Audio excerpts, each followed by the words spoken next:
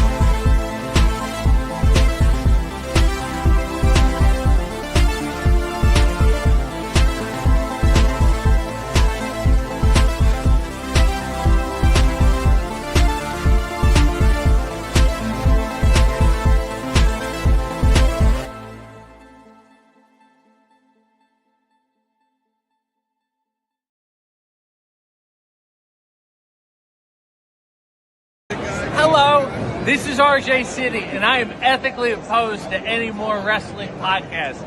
I don't know why you guys are talking about wrestling. It is a niche product. It is a very small industry. Yet, at this point, there's more wrestling podcasts than there are wrestlers. There is something wrong with society as a whole, but as you get smaller and smaller into wrestling, and then the wrestling podcast sphere, it gets even worse. And one such example, if I may turn on the microscope and look at the drudgery that happens to be Tru Heel Heat, SP3, Sid, this is your fault.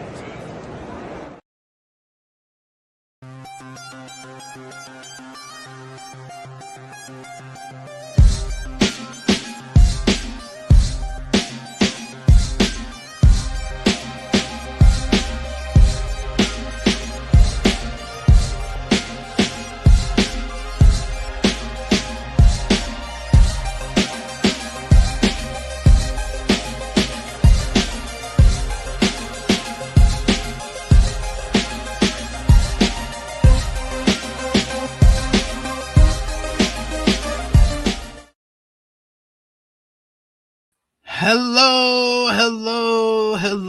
It is me, your Tru Heel Phenom, SP3, and we are live on the Tru Heel Heat YouTube and Facebook for Tru Heel Heat 368, controversy and criticism, discussing the latest wrestling news, including Brody King and WBD controversy this week ahead of Grand Slam Australia, Triple H being criticized within WWE about the WrestleMania 42 ticket sales.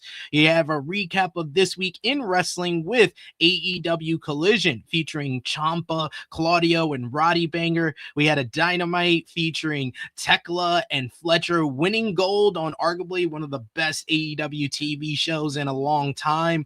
ROH TV GCW Jersey J-Cup. You had Stardom Supreme Fight and NJPW's New Beginning in Osaka, as well as this week in CMLL. WWE SmackDown featuring Cody Rhodes qualifying for the Elimination Chamber. You had Raw on Netflix, NXT Evolve, AAA, TNA Impact, and No Surrender. Plus, we're going to have final predictions for AEW Grand Slam Australia. And please, no spoilers in the chat if you are from Australia. But we are here to discuss a very, very busy week in pro wrestling once again. And to do so, we have the gang all back together. The OG trio is here with you this week. First up, we got the princess of all the true heels, Miss Krssi Love. How are you doing, Krssi? I'm doing great. Good morning, good afternoon, good evening, good night. I hope everyone is doing well. Happy Valentine's Day. I hope you show your loved one some love today. But yeah, I'm good. How about you guys? Yes, happy Valentine's Day to you as well. Happy Valentine's Day to everyone watching out there if you celebrate. If not, it's okay. It's okay. Please yourself. Just I'm please still yourself. In love, so it's okay. Light a candle, put on some XNXXX, and have a good time with yourself tonight. Valentine's Day. We are also joined by the one and only True Draw himself, the author of the Bum 15, TDJ, True Draw Josh. How are you feeling? I'm feeling great. Man, the amount of feedback I got from last week, holy shit. People really seem to enjoy the Bum 15 quite a bit. I see people are trying to add to more on the list now. So you got to do like a monthly type deal to add more bums. I mean, I don't know if I'm going to do monthly. That's going to be too much work. That's going to be a lot of work. But, I mean, there were some names that people... That sounds like a good idea, honestly. Bum of the month. That sounds like a good idea. Bum of the month. Yeah, that's actually good. That's actually good. That's actually a good idea. We'll do maybe at the beginning of every month. You do for the previous month. Who was the bum of the month? Yes, that's actually really good. I like that one.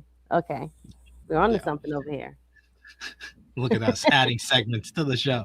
But yes, we appreciate y'all for joining us live. Appreciate y'all if you're watching us on demand. Remember to show your appreciation back the simplest way possible. You could drop a thumbs up on this video. You could share this video with all your wrestling fans, friends, and family on all your favorite social media platforms. If you are new to the Tru Heel Heat YouTube channel, hit that subscribe button, hit the bell to stay notified for all the great content here. You could sound off in the comments section. We got plenty of people who watch us on demand, so you can keep the conversation going in the comments down below. And if you are, of course, like I said, new to the channel, hit the subscribe button, hit the bell to stay notified so you always know when we are live every Saturday for the Tru Heel Heat flagship podcast. Last week's episode was our most watched of 2026 so far, nearly 4,000 views. So appreciate anyone who showed their support over there. A lot of comments in the comment section talking about the Bum 15 and much more. And of course, if you're with us live, we want you to be a part of the conversation. We want you to be part of the show,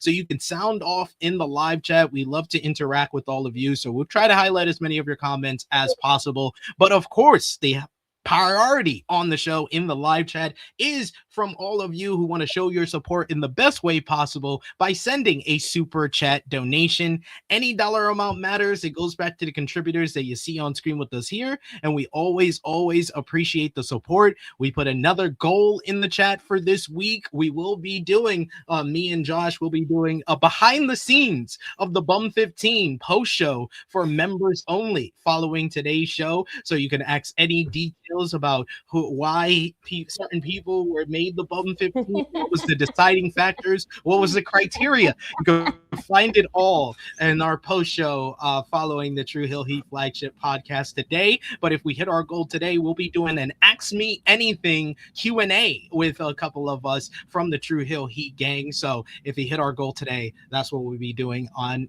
pretty soon for the members only as well. But we already got in the chat with us today. We got Eric Isaac, who says happy Valentine's Day, THH fam, and poor LOLTNA, just that they make 2 steps forward with Trey Miguel last night and then take giant step back with another NXT girl, Ariana Grace, winning the Knockouts title. I mean, ain't that what's her name's daughter?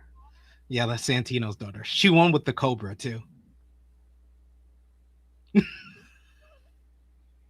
Wow. Yep.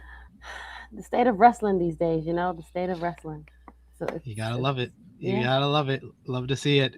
We also got Bloody Money in the chat giving us a Noah update, saying on Noah, February 11th, Yoshihiko Inamura retained his GAC Heavyweight Championship against Takahashi Segura, and Naito and Bushi retained the GHC Tag Team Championships. We got Jordan from Canada, shout outs to you, saying THH flame emoji. He also says SP3 is always killing it. Triple H and Tony Khan gotta hire this man for cable TV. Oh, thank you, Jordan. You always know how to boost my ego. I already have a big head, but you contribute to it getting bigger. Thank you.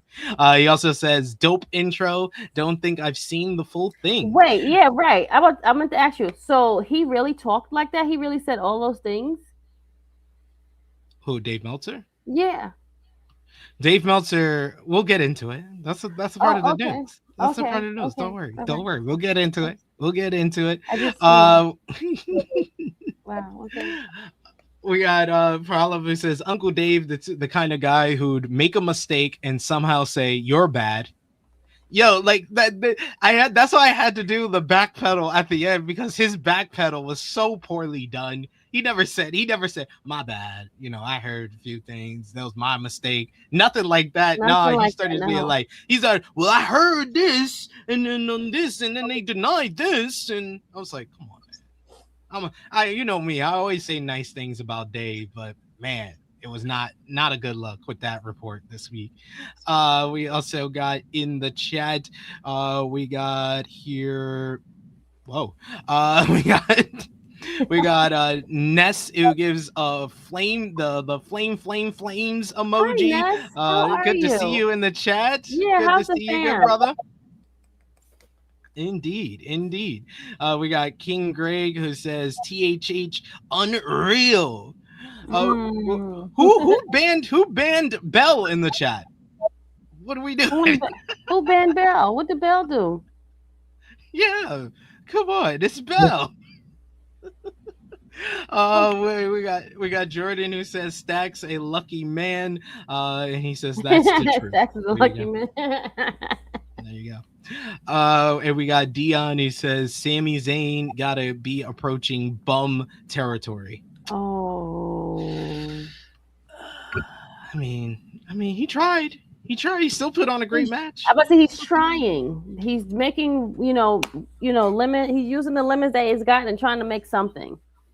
He's doing the best he can with what he got, like Mariah Carey. Yeah. Was it Baby Seth? Was Baby Seth? Why would Baby Seth ban anybody in the chat? He really touched in chat. Was it you, Josh? My answer has been acting up, so I don't even know what's going on. No one touched. No one did it. So I don't know. Okay, I don't know. Yeah, it just said Bell was banned. I don't know why. Can you unban her? That takes a lot of work. Oh There my we God, go. for real? There we go. There Oh. she is. She's back. She's back. She says, "Damn, I'm not even here that much anymore. Anyways, I just pop in from time to time." Yeah. Don't worry. You're here. We love Yeah, you, I'm about to Belle. say, We like, love you. what happened to you, Belle? Now what should be great. Yeah, exactly. See, I don't even like. Sometimes I'll see someone is bad, but I don't say anything. But Belle, you're one of the good ones. So I had to note that. But good to see you in the chat, Belle. We love you here. You know we love you. It wasn't me.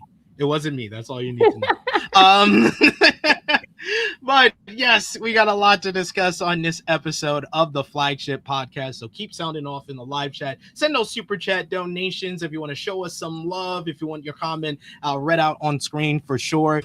We of course start off every Tru Heel Heat flagship podcast with our Tru Heel roll call, shouting out those around social media and everywhere else supporting us. Our top 3 conversation starters on our Tru Heels group page, our Tru Heel Trinity. We got Jermaine Packman, we got Joe Bellini, and we got Stewie John Palmer. Our Patreon backers over at patreon.com/Tru Heel Heat. We got Vala, we got Negro Buck Nick Jackson, we got Professor Chris, Trey, Robert, Steve, Ladarius, John Martin, Dolores, James, Allen, Santo, Justin, and Chuck Berries. Thank you so much for supporting us over at patreon.com/Tru Heel Heat. It is $3 a month. It gets you exclusive content. Best way to support us when we are not live here, and you get exclusive content like GOAT Match series over there. So you got a lot to enjoy, and we always appreciate the support. But without further ado, let's get into what we missed. And we're going to start over in AEW this week. We had AEW Saturday Night Collision last Saturday. The show did 388,000 viewers, down significantly from the week prior that was up in the ratings, 492,000. But another good show from AEW, as you had the show featuring the Young Bucks beating the Gates of Agony in a good opener to the show to advance to the AEW World Tag Team title 3-way #1 contenders matchup on Dynamite. Post-match, FTR interrupted the celebration of the Bucks to let them know that their legacy doesn't match up to theirs. You had Chris Statlander, who was supposed to have an in-ring promo, but was interrupted by an attack from the Triangle of Madness, which saw Thekla whip her with a belt. That led to Statlander announcing their title rematch on Dynamite would be a strap match.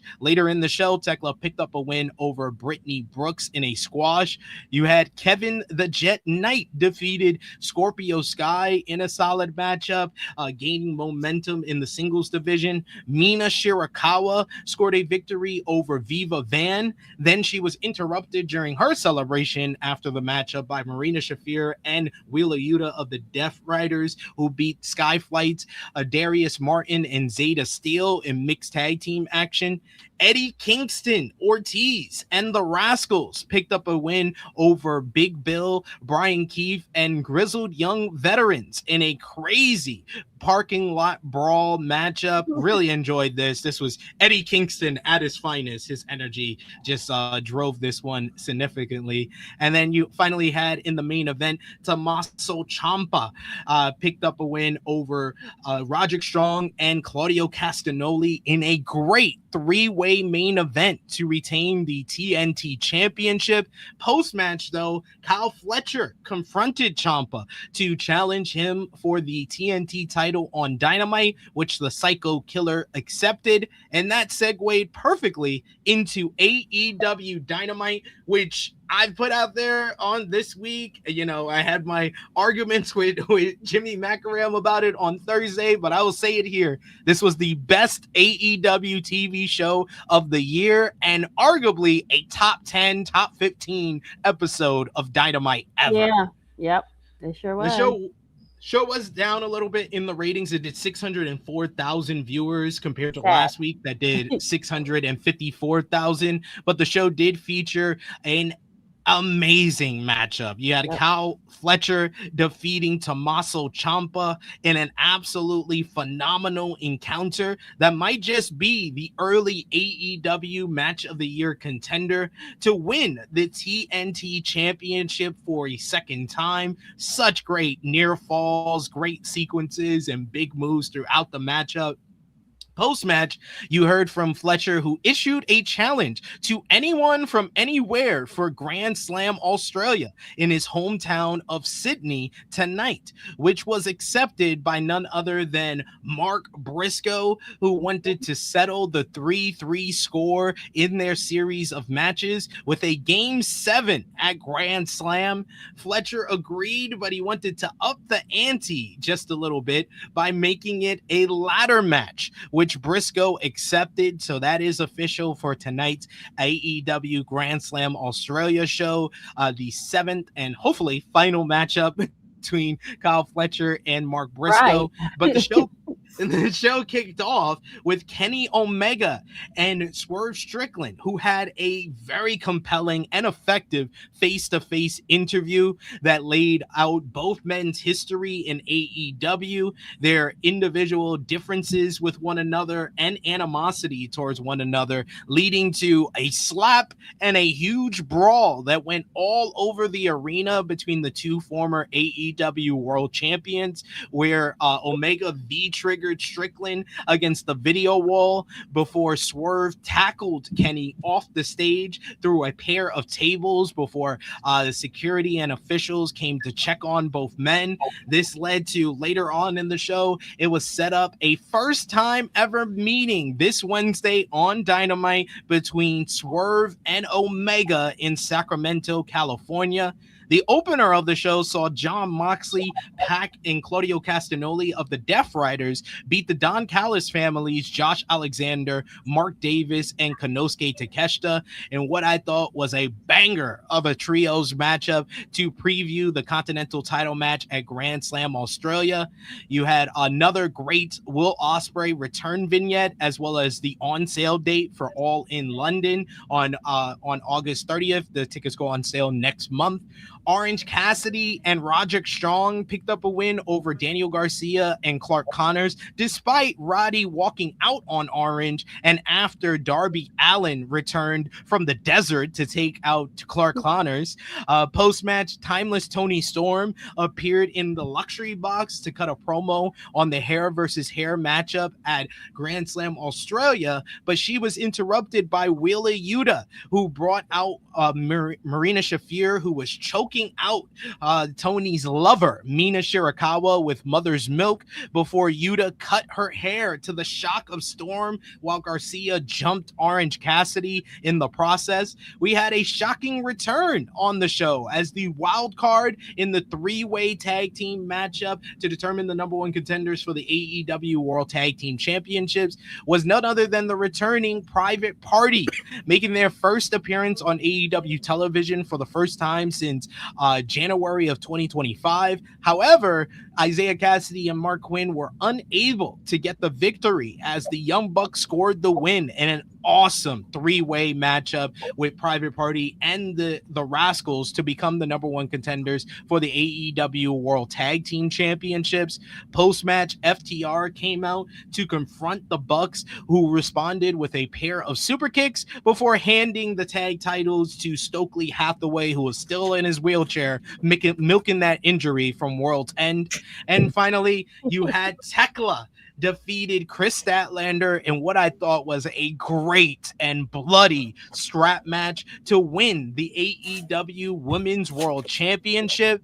Post-match, the Triangle of Madness, they jumped Statlander until the Brawling Birds came out to make the save. So all in all, I thought this was top to bottom one of the most complete, consistent, and like quality episodes of AEW television that we've gotten in a while, and probably the best of the year so far.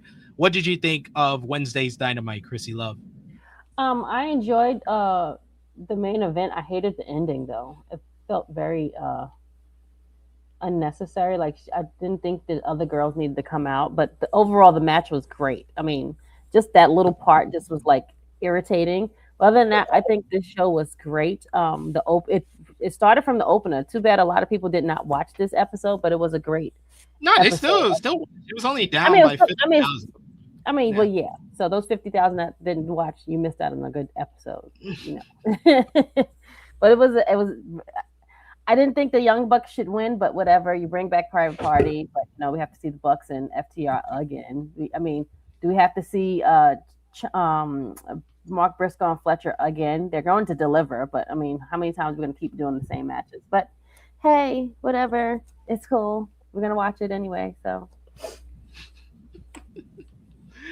You said more bad about the show than great. well, it's not bad. You've been watching way too much Top Guy JJ and Jimmy Macaram, Krssi. But they're all valid though. Like, it's good stuff. You're giving us great shows. However, it's just like little things that we just could tweak it and just make it better. That's just all what it is. Like, do we need Mark Briscoe and Kyle Fletcher again? No, but we're going to get it. Yeah, they're tied 3-3. They're tied 3-3. You got to okay. Then it'll be four. Then really, you think so? Because I think it's going to go to 5. Yeah. Okay. No, it's 7 matches. It's a best of 7. Oh, you know what? You're right. So we're doing it like sports. Okay, we're doing it like because they're Okay, fine, whatever. I was surprised that Ciampa lost after having it for 3 weeks. He just got there, but 2 weeks. Listen, we're like I'm all for shock wins. I was surprised as hell myself. Listen. He came with a great debut. He was like, I like you enough where I want to put this belt on you, only for 2 weeks, but still, nevertheless, you gave us great matches overall. Like, you mean he's giving bangers, and he's only did what 2 matches, 3 at best. 3 matches. Yeah. 3 batches, and like that's a great shit bonus of the year. Like, give that man a bonus. He don't even have to work for the rest of the year. So, Josh, what about you? What you thought about this week's Dynamite? I thought it was great. One of the best episodes in a while, to be honest. When it comes to pacing, when it comes to placement, there's not really a lot to complain about. I'm not gonna be the Krssi. I think Krissi's watching too much Jimmy Macaram. But there are things. That's what I said. I said you said it was a great show, and then you went into what you didn't like about the show more than you talked about what you did like. Okay, well, fine. Okay. Fine. Yeah, that was that was a weird angle, but the only thing I would say that maybe I was like kind of like, yeah, to me it maybe the only thing I would say for me it was like kind of like, I don't know how I feel about this, but the tag team match, I would say the trios tag team match, when it came to the Bucks winning, just because you have 2 teams that basically one just got there and then the other one just came back, so you have them losing. That's the only thing I would probably question. But then also is like, all right, they'll get a tag team title match, but then would they even win the titles? So it was like, I don't know. That was probably the main thing for me. But overall, I enjoyed the show.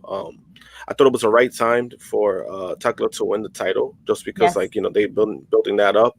I had a feeling she was gonna win, but I was like, finally, it was good. I'm happy for her when it comes to that. But overall, man, like, they did a lot of great stuff. That opening segment, Kenny Omega swerve, man. It's kind of funny how people were complaining like, hey, we're getting this on free TV, but then it's like, you're the same people that complained that the pay-per-view is $50. So now, which one do you want, guys? We got a couple of people in the chat here talking about the show. We got our first super chat donation from Vala. Thank you so much, Vala, for the support. He says Quinn looks like he ate Quinn. Brother Zay didn't put in nearly as much, but he does look a little bigger. Yeah, they looked good. They both looked good. I was like, oh, Mark Quinn went on that Swerve Strickland diet. Like he came back looking like a whole different man right there. He was on that regiment for sure. And I saw this from you on my Twitter when I was talking about the opening segment between Kenny Omega and Swerve. So I will call it out here since you commented again, Vala. Vala, I think we have learned from this week. Stop listening and taking Dave Meltzer's word as gospel. Yes, Kenny Omega is working the Capcom Cup, but the schedule for the Capcom Cup has him doing meet and greets for 3 days. His last meet and greet day is on the Friday. It is possible for him to make Revolution if he is not going to be in the part of the convention the entire weekend. So I think that we got to wait and see. We got to wait and see before we start being like fucking Capcom Cup and all this stuff and taking that report as gospel. I'm not going to take that report as gospel. And I've been on the same energy ever since that report came out that the advertisements and the promotion for Revolution has had Kenny Omega very prominently there. So until we get confirmation from AEW or confirmation that a match is Kenny Omega match is not going to happen at Revolution, we got to stop. We got to hold up. We can hold our criticism and our anger towards the Capcom Cup until after it is made official. Like, that's all I want to say. He says, no, I got no beef with Capcom Cup, really, but you should not be making an esports event a pay-per-view. I mean, no, I agree with that much, but I think guys gotta relax. We gotta relax. We gotta stop taking Dave Meltzer's reports as gospel. It's always a report that we say to take with a grain of salt, usually when it comes to Dave, unless it's WWE, because he seems to be more on the money with WWE lately than AEW. Jordan says he loved Dynamite. He says Dynamite was great. We got Call Me Mr. Bonda says, oh my gosh, is that Private Party? We got Vala who says Bucks versus FTR is one of the most annoying generational rivalries. LOL. It seems so, because every time they run it back, it seems like people are not happy about it. Myself, I would have gave the win to Private Party. I think it just made more sense to have the returning team win, and that's more of a fresh matchup. I know Private Party have faced FTR in the past, but it's been longer since we saw that matchup than 2 years ago when we saw the last FTR and the Young Bucks match. I just would have done that. I don't have a problem, like I said before. I don't have a problem with the match. Yeah. I just think that I have more of a problem with the Bucks winning than I do with Mark Briscoe versus Fletcher, because myself, yes, it can't. Once Fletcher beat Ciampa, I was like, oh, okay. Ciampa was never supposed to sign with AEW, right? So AEW for the most part, they stand by what they have planned out. So I think that the plan was Briscoe was going to hold the title until Grand Slam Australia, and that's where they were going to do match 7 between him and Fletcher was going to win the title back in his home country of Australia. But instead, Ciampa came back, so they basically did a pivot, and Ciampa was a surprise winner. He got a 2-week run that really solidified him on the roster, and then we got an epic match of the year candidate on TV this week on Dynamite between him and Fletcher. Fletcher wins the title back, so AEW can go back to their plans, and maybe Ciampa can get into the mix after the end of this rivalry between Briscoe and Fletcher. Yeah, I guess Ciampa was like the little nugget that just happened to fall in their laps, and they was like, all right, what do we have to do with this now? You know what I'm saying? So they just wanted to make something a note and just show. I'm sure they show the other team, what they're doing over here with him. We see him as a champion. You never did, But I mean, again, Ciampa does not need a belt to be great. He's just great overall. And I think them just putting it on him for that time just shows this is what you had and you could have had. But, the whole point was to have it on Mark and then have it get it from Kyle Fletcher. But again, like I said, I'm not mad at it. I just was like, okay, do we have to see it again? But again, that little alley-oop is what, the little nugget that thrown into was the whole thing that we wasn't supposed to get right away. Yeah. We got Jordan who brings up to Fletcher and Briscoe's credit. Fletcher said that recently that Mark Briscoe and him have great chemistry. He called Mark a wrestling soulmate. They do. Every time they've had a match, it's been a banger. We got Volop says each match, I think he's talking about FTR and the Bucks, is 2 years apart. No, it's not. It's not that, Volop. Their first match was in 2020. Their second match was 2 years apart. It was in 2022. But then they had a match in 2023 at All In London, the first one at Wembley Stadium. Then they had a match the following year at Dynasty in a ladder match. Then they faced in the three-way at All In London 2024 with the Acclaim. Now it's been 2 years since their last matchup. So their first match to the second match was 2 years, and their, I guess, fourth match, 2-on-2, was 2 years from this one, which will be their fifth match. We got here in the chat, we got with us Dion, who says, I personally think that the story Tony Storm is getting with the Death Riders should have gone to Chris Statlander. Would have helped her get over by mixing it up with the top heel faction. I agree. I've said this time and time again. The first mistake that they made with Chris Statlander's reign was basically doing not going right into the whole rivalry with Marina Shafir following Statlander turning down the offer to join the Death Riders after she won the title. Yeah, definitely. There's a few people that they've missed out with Chris, but hey, what do we know? We're not the bookers. Yeah. But it was a mistake. Yeah. We got Volop says I'm complaining about the Capcom Cup about being a pay-per-view, not about Kenny. Oh, okay. I don't care about the Capcom Cup. I don't really care. I'm not gonna be watching, so. We got Dion who says it's in Tokyo too, so if his last day there is Friday, if you factor in time zones, he has plenty of time to make it to Revolution on Sunday. Agreed. King Davion who says Ciampa versus Fletcher was amazing. We got Annika who says triple threat at Revolution. No, I hope Briscoe, you just take out Briscoe completely from the mix if he loses tonight.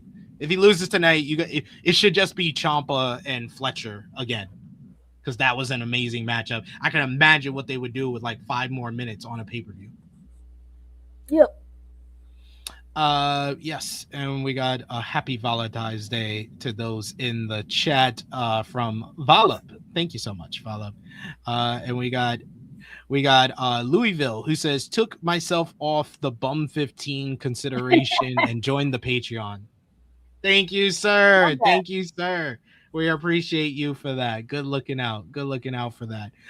But yeah, it feels like AEW has some momentum over the last couple of weeks. I feel like their TV has become more consistent, and they just been putting out like quality show after quality show, Collision, Dynamite. But this episode here really felt like they had a bunch of momentum. Everybody was very positive about this week's episode, and going into tonight's show, it's just a TV special. It's a 2.5 hour TV special, but man, it's a pay-per-view card tonight. Definitely. So, what time is it supposed to start, or is it starting like early during the day? So it's at 8, the usual time. It's basically at the same time that an episode of Collision would go down. Okay. Yeah. So not much changes there in that regard. I figured because they were in Australia, it would be different time zone or whatever. They would just like do it at like a different time. Oh no. They stick to the. Well, no, I mean if you're talking about live, live it already happened probably. Okay.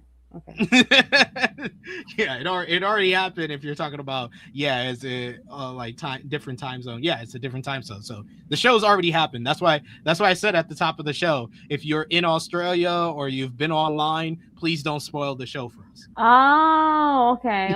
God, now I understand. Okay, duh. But yes.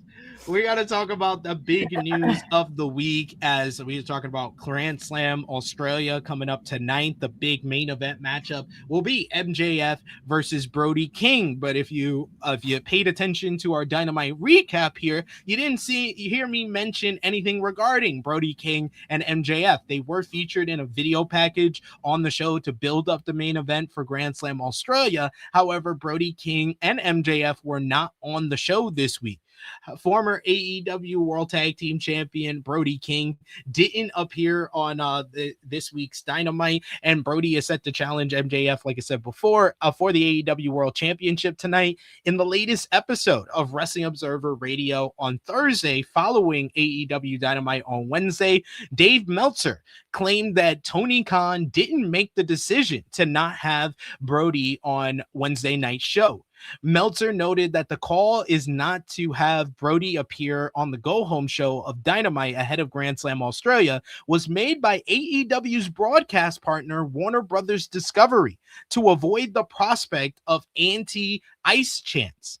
According to Meltzer, WBD allegedly made the decision as it does not want to upset U.S. President Donald Trump because of his pending acquisition of by Netflix, which still requires regulatory approval.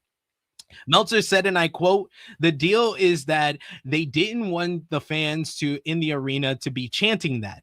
If Brody came out, there was that risk. When he comes back, it will happen again. I don't know how they're going to handle it. This again is not Tony's call. This is from above. You know what it is. Nobody wants to get on Trump's bad side, and if it wasn't for that, nobody would care. It's just a chant, but unfortunately, Dave, WBD, got a company they're trying to sell and get regulatory approval from a guy who is going to take that stuff personal.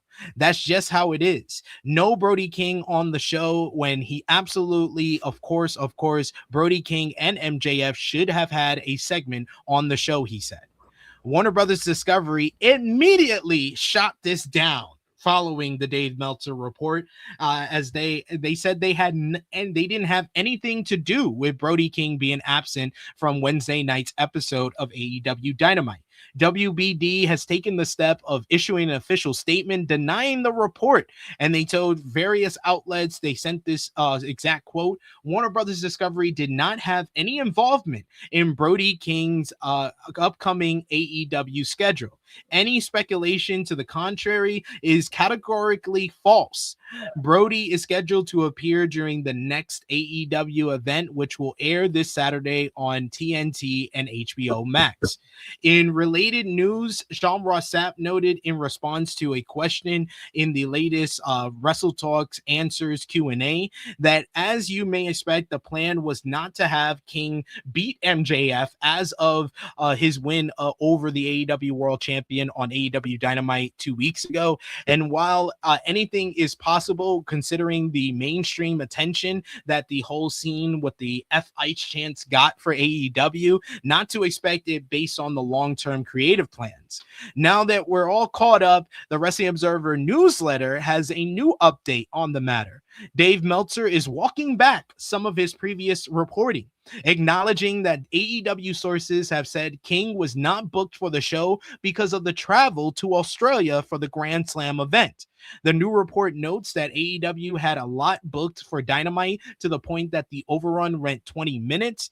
He also acknowledges that AEW sources have said that it was just how the show was booked, and nobody from Warner Brothers Discovery had expressed any concern about the chance to them, and that they did not factor into not having him on the show live.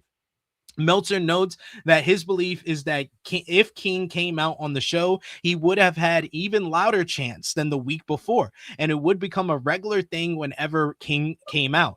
People at AEW Dynamite told him that he would have gotten the biggest reaction of anyone on Dynamite because he lives near Ontario, California, where the show took place, combined with being in the news. Meltzer does not specifically say as such, but the suggestion seems to be that his previous comments were contradictory that were reported as fact due to how he phrased it in a definitive way. The report goes on to talk about the background context about the matter, pointing out that AEW did not do anything to take advantage of the mainstream media coverage that they received from the chants. He notes that neither AEW nor WWE want to be seen as favoring one side or the other on the political spectrum or the ICE debate specifically. Though WWE has a harder time with that due to the company's ties to Donald Trump through Linda McMahon serving on his cabinet, Triple H being part of the presidential fitness test being revived, and the company being tied into the very pro-Trump UFC as a sister company. It is also noted that while fans want AEW to be opposite to WWE in that respect, AEW is trying to avoid taking a specific stand, although they allow talent to speak their mind like King and Hangman Adam Page in the past. For clarity around WBD's statement about not being involved in King's upcoming bookings, Fightful Sean Ross Sapp has confirmed with Tony Khan and other sources in AEW that WBD also meant Wednesday's Dynamite in the statement. At this time, it's not clear whether King will be allowed to get chanted at, nor whether it will become a continuing point of conversation in mainstream media. Regardless, AEW is not trying to lean into the matter, it seems. So this was kind of a much ado about nothing kind of scenario a bit, because I think that Dave Meltzer, he completely fudged up on this one. He fumbled this big time. He spoke out of turn. He did. He shouldn't have said anything.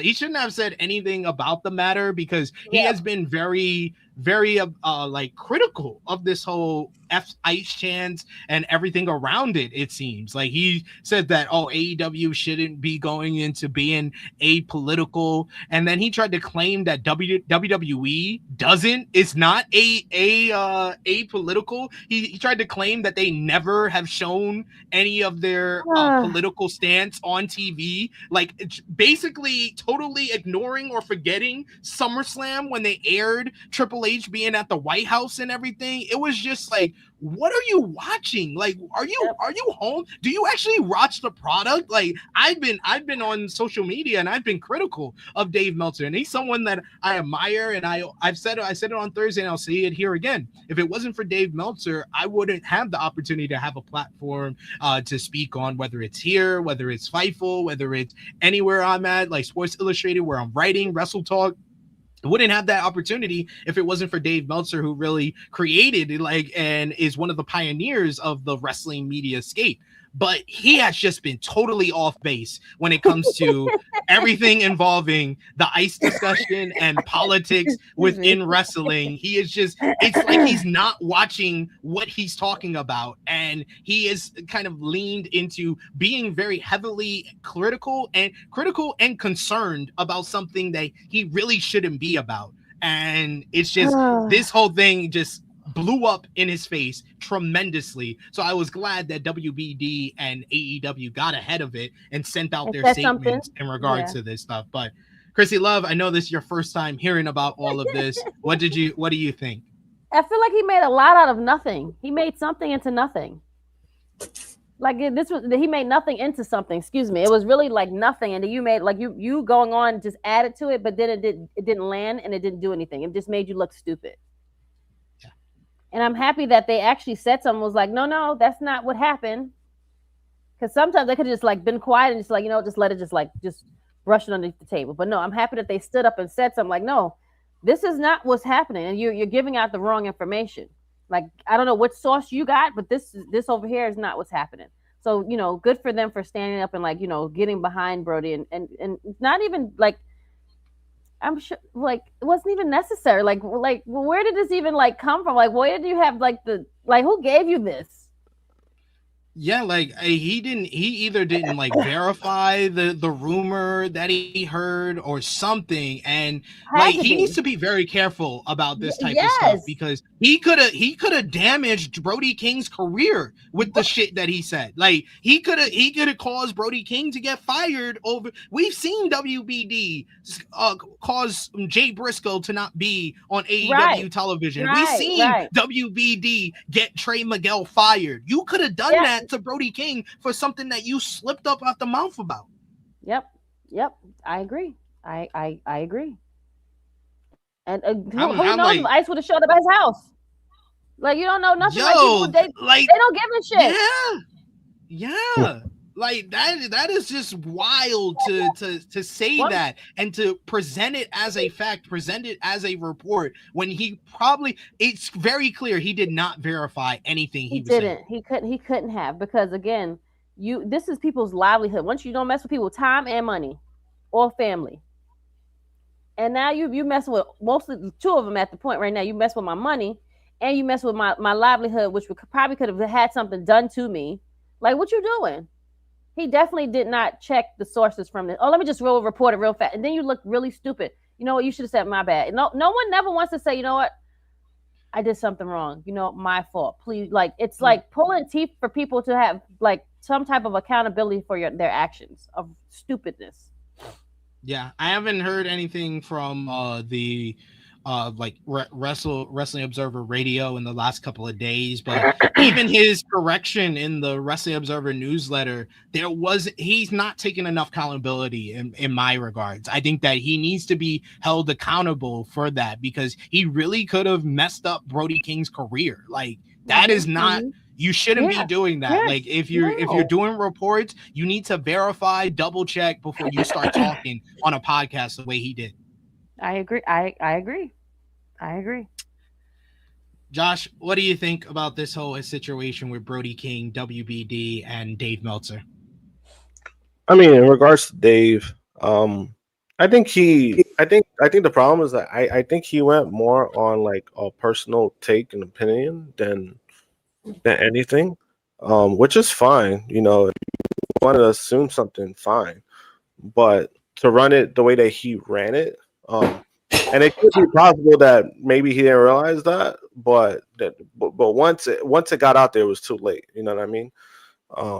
That's what it felt like to me, because the only thing this really does when it comes to Dave is when it comes to situations like this kind of justifies people who already don't like him and don't really respect him. So you kind of just amp up the thing that people already don't like about you. So people assume like, oh, you see, this is just Dave talking out his ass again, or whatever the case may be. And usually, for the most part, he usually doesn't do stuff like that. But this situation was a little weird.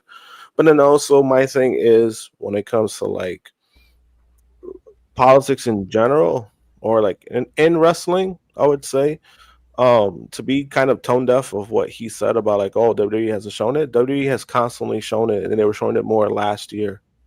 And I just didn't understand why what is he not seeing that we saw? You know what I mean?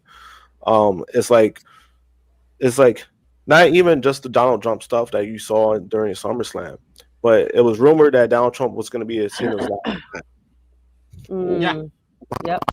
How come he didn't bring that up? How come like we're gonna just like ignore that, and then we're gonna ignore the stuff that they were doing at the beginning of the year and like during media week for WrestleMania? You had your biggest star who basically endorsed the president.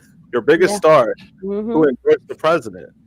The Roman Reigns endorsed Donald Trump, and you're telling me that WWE has never made things political? Like, we're gonna say, and then especially when you show these people on your shows who are right wing on your shows already on Raw, and you're promoting them, and you're doing this and that, and then you even tried to do a show during SummerSlam with one of them, and they got canceled because the ticket sales was shit. So now we're just gonna ignore that. I mean, I think that's where he fumbled, in my opinion, when it comes to that. Too, where it was just like, you just can't ignore that. You can't fucking ignore what WWE's been doing too. As far as like people not wanting politics and wrestling or whatever the case may be, I mean, we're in a time and age that this is so amped up that you can't really ignore it. And am I saying that I agree with it? No. But, you know, Brody has shown where he stands, right? He wears the embellished ice. He's been wearing it for months, and now all of a sudden it's a problem. Because a crowd in the arena decided to chant "fuck ice." I mean, That was it wasn't an AEW thing. It was a crowd thing. The crowd saw Right. it. It was that city that town decided to say they wanted to speak up, and I They think said, people keep forgetting people's public like rights to talk and do things. Like I think they keep forgetting that. That's not like one of the like. AEW did what every wrestling promotion should do. If a crowd is getting over with a chant, they let it play out. They let it breathe. They didn't. The announcers didn't talk over it. The referee waited to ring the bell to let that chant play out, and it helped them in their advantage in getting some mainstream attention. And then you have people like Dave who wants to criticize it. Yeah, and then it's like and it's just all of a sudden when AEW gets involved in something, what now all of a sudden it's a problem, like, oh, this should probably should be. And I was like, yo, the head of creative works with the fucking president, like for the other company. Like we can't ignore that. Like come on, like what are we doing? Right? So it's like I think it was made a big deal out of nothing. I already knew Brody was already he wasn't scheduled to be on the show at all. He wasn't scheduled, and I don't think MJF and Brody needed another segment, in my opinion, because the match spoke for itself. He choked him out. He choked him out and then won the match. That's how you build up the second match, because we kind of know that Brody's probably not winning the title. So at least you give him some kind of momentum, like, oh shit, he just beat the champion. Exactly. I don't think a would have done anything. There's nothing you could really add on to that, because this was already kind of a thing that's probably move on after Grand Slam. You know what I mean? So, I think he was just trying to find every way around it. If that was his personal take, and that was his personal opinion, I think that's probably where he should have made that clear. Like, hey, like this is not a report. This is just how I feel about it. I think I would have been fine with that. He probably still would have gotten shit for it, because people would have been like, all right, when WWE does it, you don't have no problem. So, but I think I would have been more fine with that than to run with a story that wasn't verified, that wasn't. And then obviously you have those people who are going to believe what they want to believe. So they probably are going to believe Dave, regardless, right? Because they also want to push their anti-AEW agenda, where it's like, oh, well, now they're coming out and saving face. I don't think they're coming out and saving face. If they're making it clear, hey, we had nothing to do with it, I think that's where it stands. Because if WBD did have something to do with it, guess what? They're not making a statement. They're not going to make a statement that they had nothing to do with it.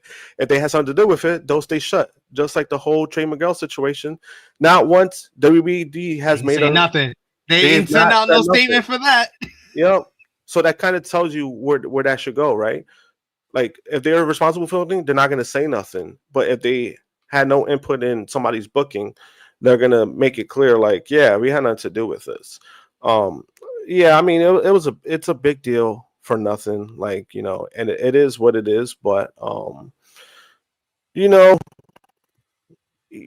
kind of backtracked, but then he really didn't, because again, he's Dave, again, he's old school. He's one of those guys where when he gets called out and he's wrong about something, there's times he will admit he's wrong, but then there's times where he would put his foot down and say, no, I'm not wrong about this. Like, like when the whole thing happened with The Rock is not scheduled for WrestleMania, people were, on his neck. And he was just like, no, I'm standing by what I said. And guess what? He ended up being right about that. So I think it's just one of those things where he's probably, he's stubborn because of the shit he's probably gotten. But I just think he should have made that clear. It's like, if this is how you feel and that's your take, then you should have just make that clear that this is a personal take versus an actual report. Yeah.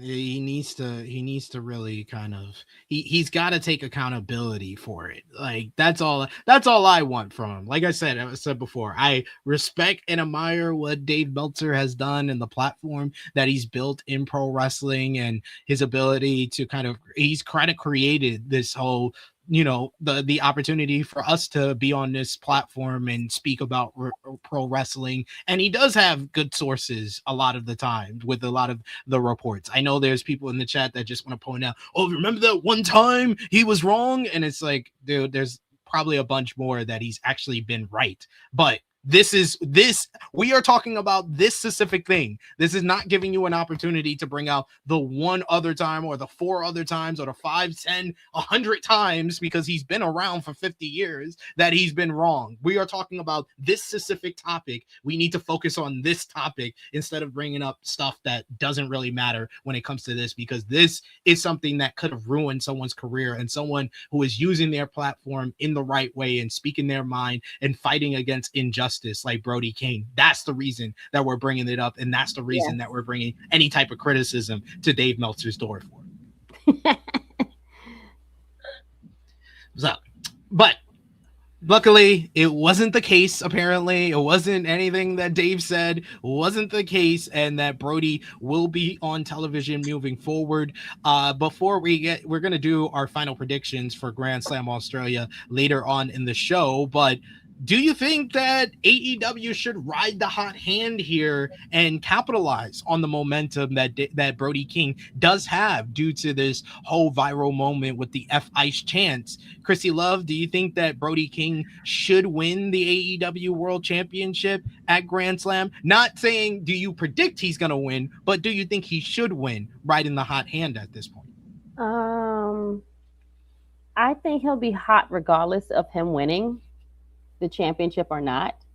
So I'm going to say no, because I think he's still going to be hot regardless. He's always been hot. But I just don't know if it's right now, me personally. What about you, Josh? I would say no, and I love Brody King, but I think, I get it, the moment, hot shot booking, I understand that aspect of it, but the moment you do that, you're changing what you want to go moving forward. And I don't think that you should do that because of that, but it's just my opinion. If it was a different title, yes, but I think for this title, no. TNT, do it. If we ROH, do it. This one, no. Yeah, and you got Annika brings up the point where hot-shotting the TNT championship, hot-shotting Brody with the title. But I think the TNT title, I think that it works in this benefit to hot-shot it. Because now it makes every TNT title match unpredictable. Because you think a title change can happen. They've already done that really with the AEW World Championship, because we're coming off today is a special. It's not a pay-per-view, but we're coming off 2 straight pay-per-views that had title changes. No one saw Samoa Joe beating Hangman Adam Page in New Jersey at Full Gear. Everybody expected, MJF coming back to win the World Championship at World's End, but that's 2 back-to-back pay-per-views that ended with a title change. I don't think you can. There's hot-shotting it, and there's putting it on the hot hand, and there's transitional champions and all of that. But I think even if they ride the hot hand in Brody King here, I think they would be giving him like a short run and putting it right back on MJF to get back to their plan, similar to what they just did with the TNT title, putting it back on Fletcher so they can go back to their plan of match 7 with Briscoe. Yeah, and it's just, I don't know, comparing it to TNT title, it's just like, that's TNT title. You can do whatever you want with that. Right. This is the AEW World Championship. Like, we also got to remember that, guys. And it's just like, again, I love Brody King. I think he's an absolute badass. The first match I saw of his was Progress in Queens. And I was like, damn, this dude is like, he was killing it. He was moving like a cruiserweight. But I think in a situation like this, you just stay the course. Like, if MJF is going to be champion, just stick with that. I'm fine with that. All right, keep coming with those comments. Love the conversations going on in the chat. And if you want to send a super chat donation, we always appreciate the support. But let's move on to another topic in AEW that was big this week. Earlier in the week, All Elite Wrestling is reportedly set to head to New York City for this year's Double or Nothing pay-per-view. Nice. On Tuesday, Andrew Zarian of Matman reported that the 8th annual AEW Double or Nothing will take place at the Louis Armstrong Stadium in Queens, New York City.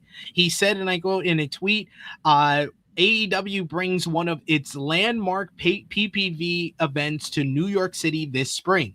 Double or Nothing is scheduled for Louis Armstrong Stadium in Queens, New NYC. If this is indeed the case, then it would mark the first time that a wrestling event will be held at this venue.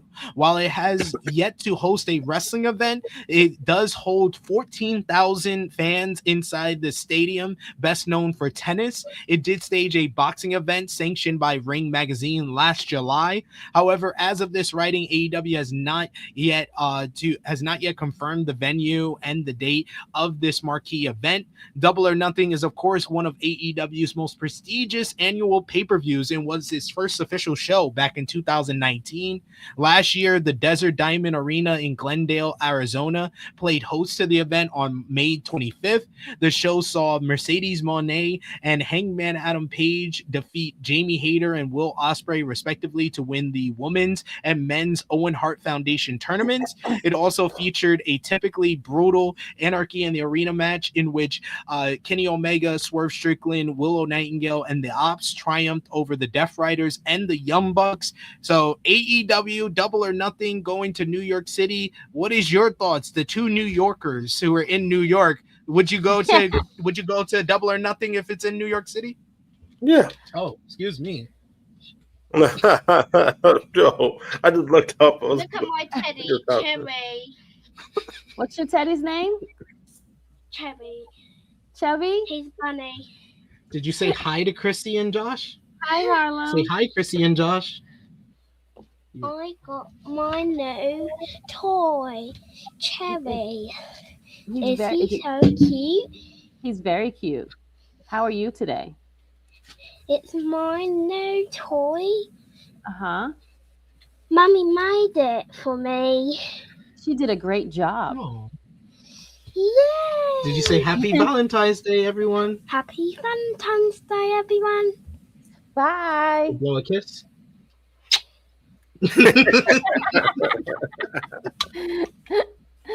I love that she just came and just deboed you and just took the stuff off your head and put it on. Yo, she knows that she can't hear y'all unless she has the headphones on. Yes, but she doesn't answer us back because I asked her a bunch of stuff and she's not gonna answer. She's just gonna do her own thing, which is great. Yeah, you know. Yeah. We established that she is basically the real life embodiment of Danhausen. She does her gimmick and then she gets out. She is though. It's like, I'm here to do my own thing. I don't care what anybody's telling me. I gotta get my shtick in, gotta get all the moves in, and then I'm out. Then I leave, yes. I love it. So I didn't get to hear your answer. Are you guys thinking about going to Double or Nothing if it's in New York City? What's the date? It would be probably Memorial Day weekend. I'm here, so I'd probably go. There you go. What about you, Josh? Most likely. If Dave Meltzer is looking, not trying to kill us. I mean, not Dave Meltzer. I mean, you know who I mean. You're just going after Dave all episode. Damn, this got nothing to do with it. If Tony Khan make them prices right, we might have something to do. So. Yeah, I mean, AEW don't charge WWE prices, to be fair. No, they don't. So. Yeah. They're more reasonable. Josh will go and get us a good deal. Or Johnny. Yeah, there you go. Yeah, Josh or baby stuff. Yeah. We got Call Me Mr. Bond that says love it when promotions go to different venues. That's how I fell in love with Daly's Place. And then we also got King Davion who says they gotta play some New York hip hop for Anarchy in the Arena, or in this case, Stadium Stampede. It's a good shout. Is that arena in the same area of Queens where we usually do? Yeah. It's right next to Arthur Ashe. It's right next to it. Okay. So on the other Yeah. side, it's the other one. Okay.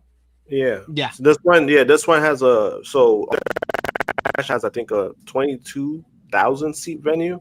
This one has 14K, so it's actually still a good size. It's a good size for Double or Nothing, because I think last year Double or Nothing they did like about 8,000. So I think in New York City you're gonna do more than that. You're gonna at least do over 10K, especially Queens. You know, so I think it will be a great move. You know, we'll get something in New York. Just because like Arthur Ashe, they're in renovation, so that's why they haven't done a show on Arthur Ashe in a while. But to get Double or Nothing, I mean, hey, I'll take it. Yeah, I think they're renovating that for like another year and a half. Yeah, they're doing phases. Yeah, it's phases. So like last year they did like the first phase. This year is the second phase, and then next year will be like the last phase. It's doing a lot of construction over in that area too, because it's similar to it's similar to what they did with MSG, because MSG was a 3-year renovation phase. True. So it's similar to that, but I think this is it's a nice move. I like the fact that they're they're going with a different direction when it comes to arena wise, because like TK said before, they offered MSG before, but they said, oh, we can't give it to you now, so it's a good move. If they want to, immediately when I saw this news, I was like, you want to sell this out or at least do close to 14,000? MJF versus Kenny Omega in New York City. Ooh-wee. Because this is how I see it, is you do this matchup here in New York, Kenny wins, and then it's Kenny versus Will at Wembley at All in London. Wow. Fire flame emoji. I want to be there live for Ospreay and Omega. That's what I want. If I can't make it to New York for Double or Nothing, I want to see Omega and Ospreay live. I've seen Ospreay and MJF. I saw it 2 years ago, and it was fantastic. One of the best matches on the show. All fine and dandy. It could be even better in the main event, for sure. I'm not denying that. But give me Omega and Ospreay at All In. Come on. Come on, Tony. Come on, Tony. I know you're watching. Please give it to me. We got another super chat donation. Thank you so much. So much. Call me Mr. Bonda. Thank you so much, Bonda, for the support. He says arbitrary tax for the Princess of New York with the princess emoji for Harlem. Thank you. Thank you. Harlem thanks you. She'll use it towards her lollipop maker that we got her for Valentine's Day. You bought her a lollipop maker so she can make lollipops? Yeah, she can make chocolate lollipops. I had to put it together this morning as I was putting together the show. I had to take a break and do that. That's amazing. See, we didn't have those things growing up. We had little easy bake ovens. Like, we didn't have like this all like bracelet maker stuff and like candy. Like, all this stuff is like really like high-tech stuff. These kids don't know how lucky they are. We had really basic toys. Yeah, it's crazy, the toys they got now. It's ridiculous. Always have to put them together. It's the job. And you have to do it now. You can't wait. You have to do it like right now. Yeah. Yep. Always. Adrian saying, nah, SP3, MJF Omega gonna happen in Vancouver. I mean, Vancouver, fine. I guess Canada. Yeah, he's from Canada. We're gonna do it in Canada. I'm saying you gotta give a big time main event if you want to sell out a stadium. So it's probably better and smarter to do that in New York than in Vancouver. Vancouver, come on. Vancouver. We talking about Vancouver? We're not talking about the game. We talking about Vancouver. We're not talking about New York. We're talking about Vancouver. I'm bringing up London, New York, and you say Vancouver. What's in Vancouver? Like, I'm just curious. What's in Vancouver? Because they don't have Grizzlies even left. They left far away to Memphis. What does that tell you? They went down south. They went far away from Canada. Hey, yeah, I know he's from Canada. Oh, yeah. Man, you could put Omega versus Swerve or Andrade on that show, and people will come out. They'll come out for that. That's fine and What dandy. kind of guy do with anything for make? Like, come on, like if you trying to if you trying to sell a 14,000 seat venue, it don't matter. Like, hey, Kenny's from Canada. Oh, okay, we'll put him in New York. Like, it don't matter. Like, it don't matter where you from. It's about what's gonna draw you the bigger crowd. And MJF and Kenny Omega would draw you the bigger crowd. So, Yeah. Vancouver could get something else. They could get Steve Francis. Oh wait, he left too. They get something else. I don't know. So. He did that on Steve purpose. Francis. Oh, God. But we're gonna talk more AEW news. We had talked about previously that Private Party made their return on Dynamite. There was a report prior to Dynamite about them. Private Party have been off of AEW television for quite some time. A new report had an update on their status ahead of Wednesday's show. Mark Quinn and Isaiah Cassidy haven't been on AEW TV since they lost the AEW World Tag Team Championships to the Hurt Syndicate on January 22nd, 2025 episode of AEW Dynamite.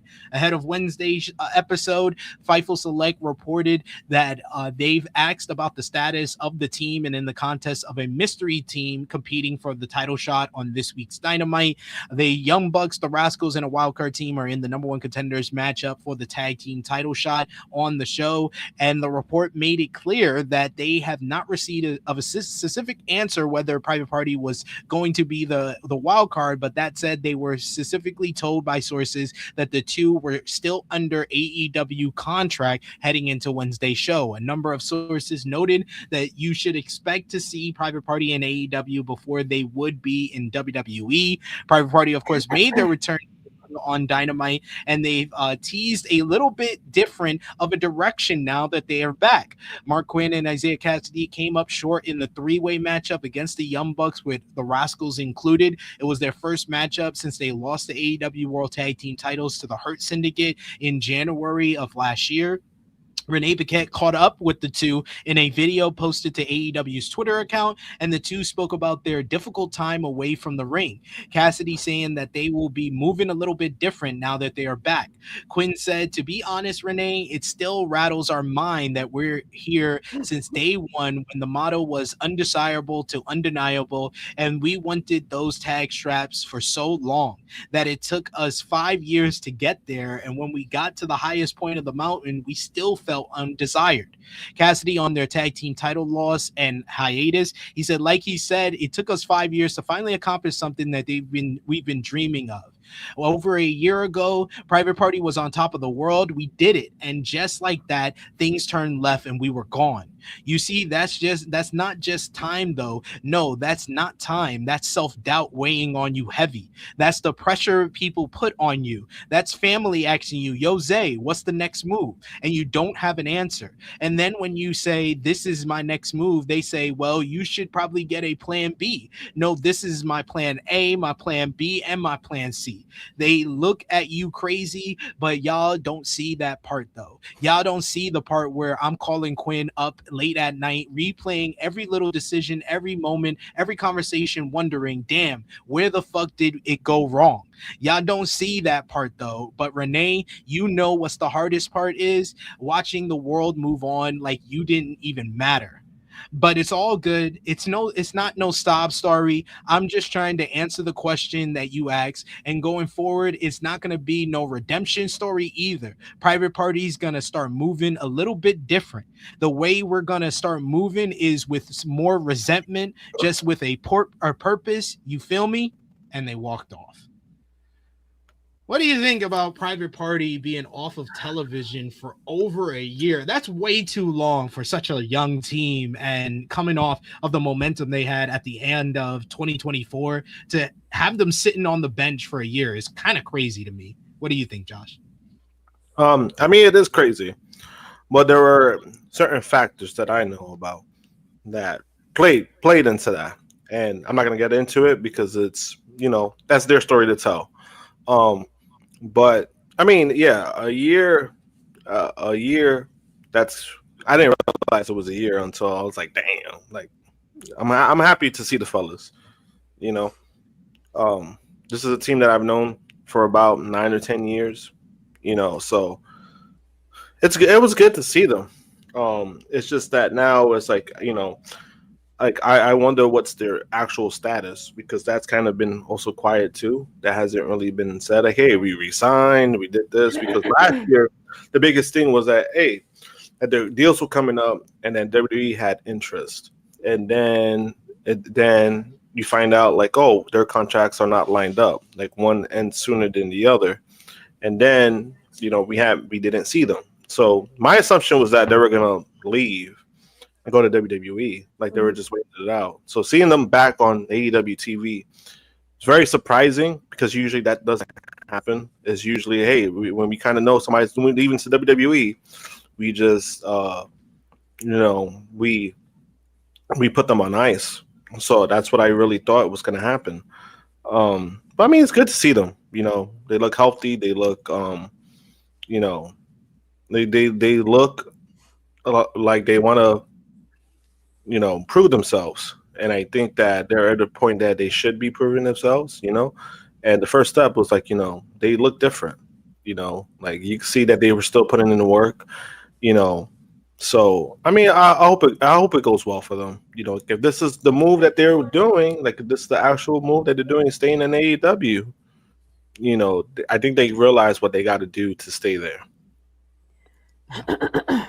We shall see what happens with them, but it was a good first step seeing them back on TV finally after over a year.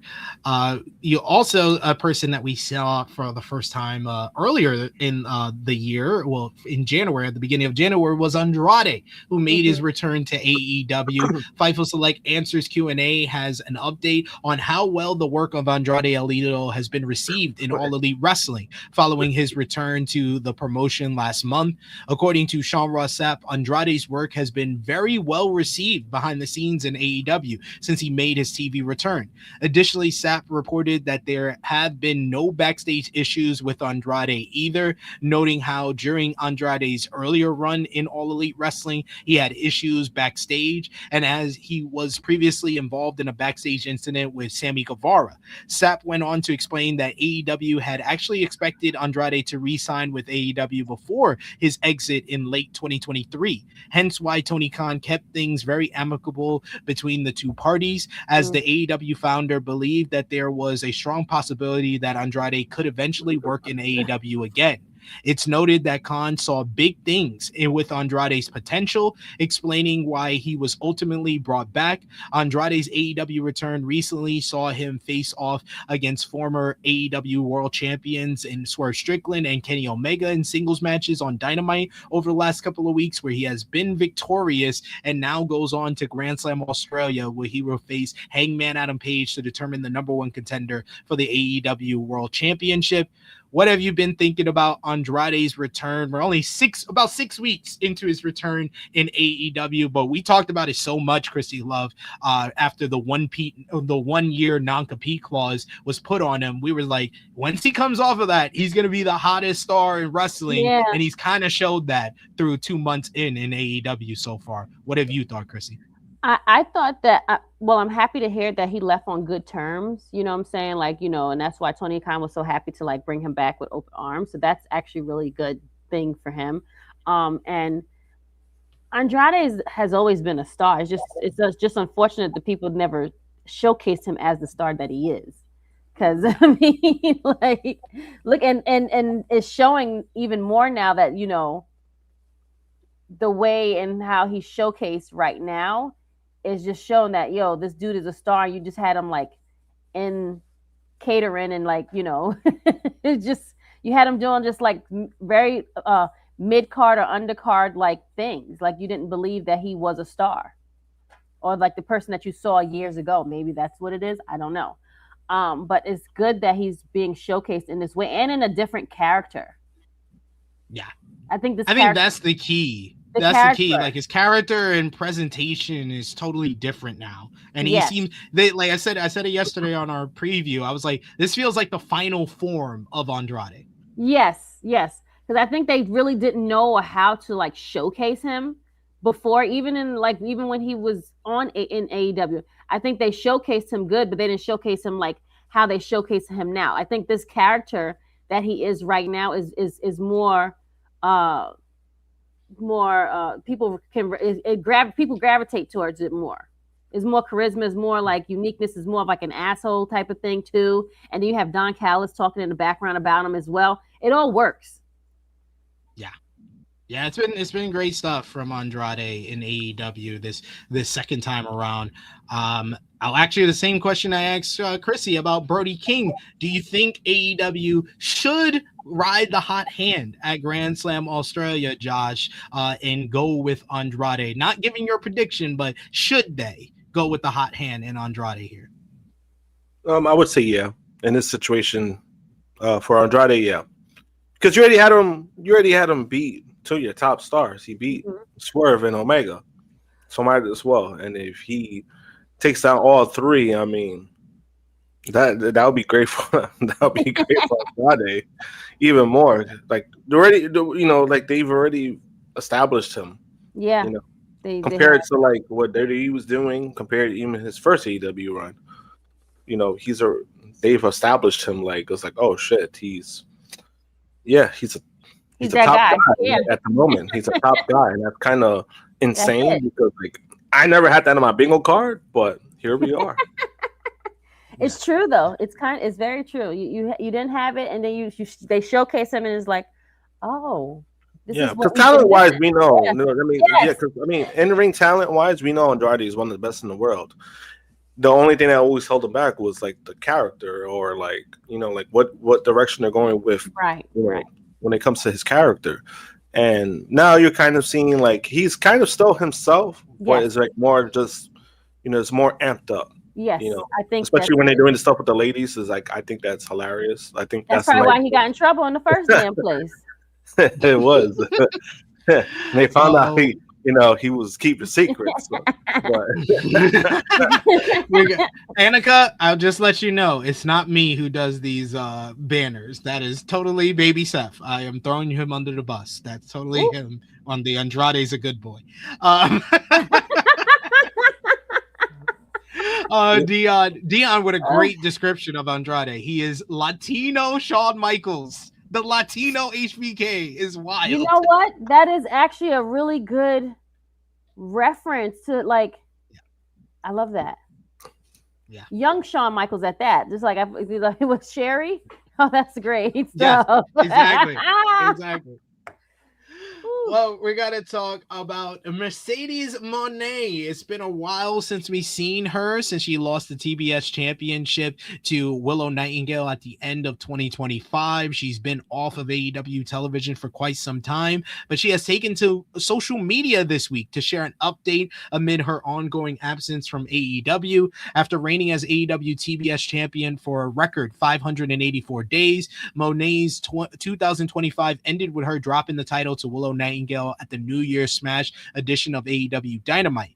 Following the defeat, Moné announced a leave of absence from AEW programming, but the CEO has since been confirmed for a return to the ring in March for French promotion Banger Zone Wrestling's on March 14th.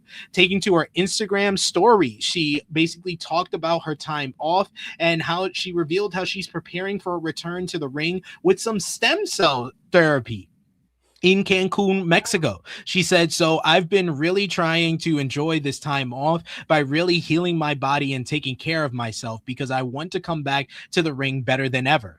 I'm going to be very busy in March because I still have a lot of championships to defend. Yes, I still defend my titles, bitches, but I've just been really taking this time to feel good and really want to feel good inside and outside.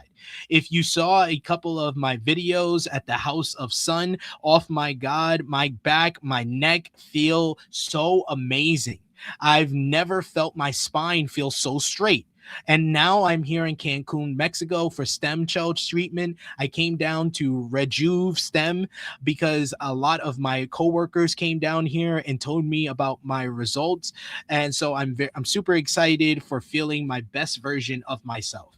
If you ever seen Mercedes Moné in the ring, we all know that her spine is very flexible. So I can only imagine the damage that she's done to herself over, all these years, nearly 2 decades in the professional wrestling game. So very smart of her to get stem cell training, stem cell therapy as she's got time off. So I think she's going to come back and be on a mission when she comes back to AEW and when she gets back into the ring in March on these independent shows, because I suspect she's going to be losing all of her titles before she comes back to AEW. Yeah, it's good. I mean, at least she's doing well. I like the fact that, she's taking time off, because, man, there was a period of time where she was like, when she was in AEW, once she started her first match, it was like nonstop for her, doing independent shows, doing weekly shows. So, it's good for her, she's enjoying her time off. I'm happy for her, and I hope she comes back very, very soon. However, someone we might not be seeing very soon is Bandido. Why did Bandido miss a couple of weekend shows in Mexico? The answer, thankfully, is neither dramatic or alarming, though. Per the Wrestling Observer newsletter, the double mask luchador merely has a minor hand injury. It was expected, and he's not expected to be sidelined for long. In that same issue, Dave Meltzer talked about Bandido, how he fares extremely well in the readers' polls for the 2025 Wrestling Observer Awards. Observer readers voted Bandido number 2 for most outstanding wrestler, just behind Konosuke Takeshita. His team Brodito with Brody King came in at number 3 for tag team of the year, underneath the Young Bucks and FTR. His star power likely contributed to CMLL being named the top promotion of the year, while his matchup with Takeshita for the Ring of Honor World Championship was number 2 for match of the year, second only to Kenny Omega versus Gabe Kidd at the Tokyo Dome. In categories where he did not place, he was frequently a runner-up or honorable mention, marking him as a clear favorite among the Observer readers. MJF's recent beatdown of Bandido feels like a tactical acknowledgement of his rising star power, as much as an acknowledgement as one can get from MJF, at least. Bandido is a former pro wrestling gorilla and Ring of Honor World Champion. He's the current Ring of Honor World Champion as well. And at only 30, he presumably has more ahead. So speaking about those Wrestling Observer Awards, I will run through them very quickly here, as there was a lot of controversy and anger among the wrestling community to these awards yesterday that dropped, as usual with any awards, it seems, in pro wrestling. But to go through them, Wrestler of the Year was the one and only Mystico. Well deserved, in my opinion. Mystico, shout outs to him. Got to talk to him late last year. Most Outstanding Wrestler was our boy Konosuke Takeshita. The basically most outstanding wrestler is for the person who had the most great matches, and Takeshita delivered in ROH, AEW, New Japan Pro Wrestling, so that makes a lot of sense. And the closest vote was Tag Team of the Year for the Young Bucks, who only won by like 20 votes over FTR. Then you had Best on Interviews was Hangman Adam Page. Promotion of the Year was CMLL. Best Weekly TV Show was AEW Dynamite. Match of the Year was Kenny Omega versus Gabe Kidd at Wrestle Dynasty last January. United States Canada MVP was Jon Moxley. Japanese MVP for I think this is the first time, was Saya Kamitani, a woman winning Japanese, or the MVP of all of Japan. Mexico MVP, of course, was Mystico. Europe MVP was Michael Oku. Non-heavyweight MVP was Mystico yet again. Women's wrestling MVP was Saya Kamitani yet again. Best box office draw was John Cena was best box office draw, which I think is deserved. WWE did big business around the retirement tour, regardless of how it was booked. Feud of the Year was Hangman Page versus Jon Moxley. Most improved was Harley Cameron. Congrats to her. Most charismatic was John Cena. Bryan Danielson Award for Best Technical Wrestler was Zack Sabre Jr. Bruiser Brody Memorial Award for Best Brawler was Jon Moxley. Best Flying Wrestler was Masquerada Dorada. Most underrated was the Beast Mortos. And most overrated, Jey Uso. I've been telling y'all about that yeet since day one. Y'all didn't want to listen to me. You did. You were ahead of the curve, Krssi. I've been telling y'all that shit gonna get real tired. Y'all was like, I don't know what y'all doing, but I've been saying it from day one. And now he's just a sideshow act. Rookie of the Year was Sarah Yamaoka from, I believe she works in Japan for Marvelous. Best non-wrestler was Don Callis, as he won for us for the Heaties Awards. Best television announcer was Bryan Danielson, only on the job for 4 months out of the year, won Best Television Announcer. Worst television announcer, which pissed off a lot of people within WWE, was Booker T. They said worse? Worse. I mean, deserving. I don't understand. I don't understand. Like, what was the outcry? Like, oh my god, this is ridiculous. I will say McAfee was worse. Yeah, I'm about to say there's between those two is like, yeah, between those two you flip flop, justified. McAfee was worse. I feel like McAfee was worse. Okay. Rookie, yeah, I said that already. Best major wrestling show, AEW All in Texas, which I believe it won for us at the Heaties as well. Worst major wrestling show, WWE WrestlePalooza, which also won for the Heaties as well. Worst television show, WWE NXT, which NXT is bad, but SmackDown was objectively worse in 2025. It's crazy. I mean, that's crazy. Like, yeah, that one was like, I mean, it's a WWE show, so I mean, they got half right, I guess. Yeah. Most disgusting promotional tactic, WWE bringing back Brock Lesnar, which this is another one where I'm going to say WWE dominated this award. They got like 4 of the top 5, but the one that was not WWE should have won this. It was Raja Jackson almost killing a guy at the independent show. That should have won over everything WWE did. To me. That should have, but I could see why it didn't, just because, you know, WWE is too mainstream. That is like, yeah. I think, and we're gonna get to that again when we get to the next award after this. Best wrestling move was Hangman Adam Page's buckshot lariat. Worst worked match of the year, Cody Rhodes versus John Cena at WrestleMania. That simply has to be more people watch that, because Butterbean and Minoru Suzuki is the worst match not only of last year, it's the worst match in wrestling history. It is. And remember, we voted for that match here for worst match. That was the Heaties winner of a worst match of the year here. Worst feud of the year was Max Caster versus Anthony Bowens, which that was not good, but it's very stupid that the top 5 had at number 2 John Cena versus Cody Rhodes, and then at number 5 was Cody Rhodes versus John Cena, Travis Scott, and The Rock. Just put them together. If you put them together, that's number 1. What the fuck? Wait, why was that separate? I have no clue. Why? I don't know. Worst promotion of the year, WWE. Best booker, Tony Khan. Promoter of the year, Salvador Luthroth, which was from CMLL. Nice. Best gimmick, Timeless Tony Storm. Worst gimmick, heel John Cena. Oh yeah. My God. That's so spot on. That was spot on. Oh, I agree with most of these. I said the ones I didn't agree with, but yeah. Yeah, see, you're here with me, Vala. Yeah, this was definitely. And no, Dion, don't be Ice Cube's son and say, oh, this is the Fed Bad Awards. Fed won best promotion of the year the last 2 years. Stop it.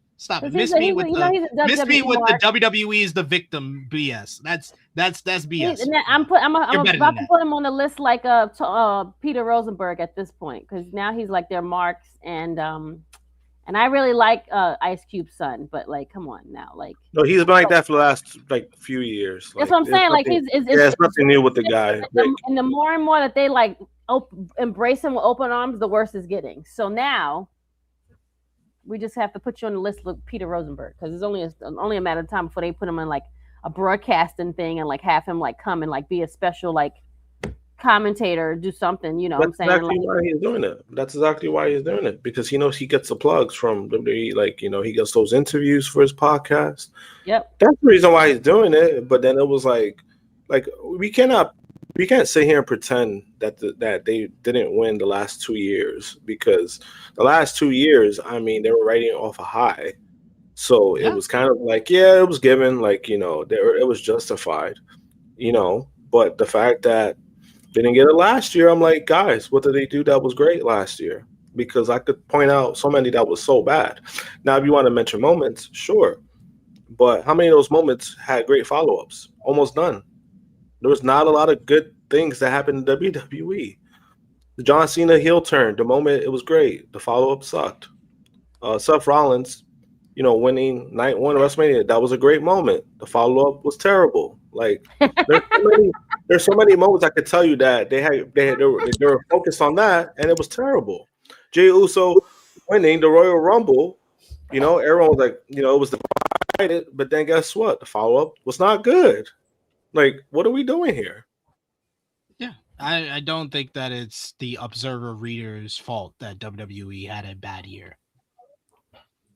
Sorry. Jake Doyle. Jake Doyle was in the news as, of course, he got injured in his matchup against FTR a couple of weeks ago. He has now undergone successful surgery to repair the bicep tear that he suffered on Dynamite late last month. He tore his bicep during a spot against FTR where he got DDT on the apron. It was then Fightful Select reports that Doyle had successful surgery this week to repair the bicep tear. At this time, there's no confirmed word on how long he may be out of action. A surgery for a bicep tear typically results in around 7 months out.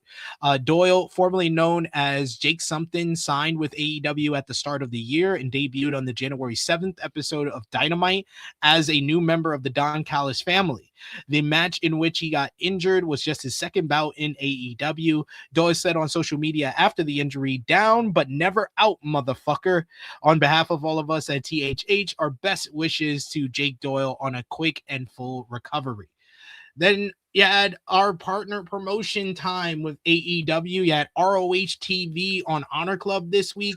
The show featured Bandido, Commander Shelwa, and Masquerada Dorada picking up a win over the Premier Athletes and the Swirl in a decent 8-man tag main event. Michael Oku and the Von Erich scored a victory in their debut as a trio. Persephone made her ROH return in a win over Julissa Mexa, and LFI's Sammy Guevara and the Beast Mortals beat Top Flight to retain the ROH World Tag Team Championships. Not really a partner promotion, but they do use a lot of AEW talent. GCW. They had their GCW JCW Jersey J-Cup last weekend, which the show featured One Call Manders on day one, picking up a win over Mad Dog Conley in a bloody steel cage main event. In the Jersey J-Cup tournament, it was Billy Starks who picked up a win over Ryan Clancy. Man Like the Reese defeated Aura, while KJ Orso submitted Teriyaki, and Grangardo beat Griffin McCoy, Joe Lando, Manny Lowe, Travis Williams, and Joey Janela on the right-hand side of the bracket. Meanwhile, on the left-hand side, you had Charles Mason overcame Eric Stevens. Jonathan Gresham defeated Adam Priest in a technical wrestling clinic. You had Darren Bingstein, who picked up a win over Judas Icarus, and Alec Price and Jordan Oliver went to a 20-minute time limit draw to set up the quarterfinals of the tournament.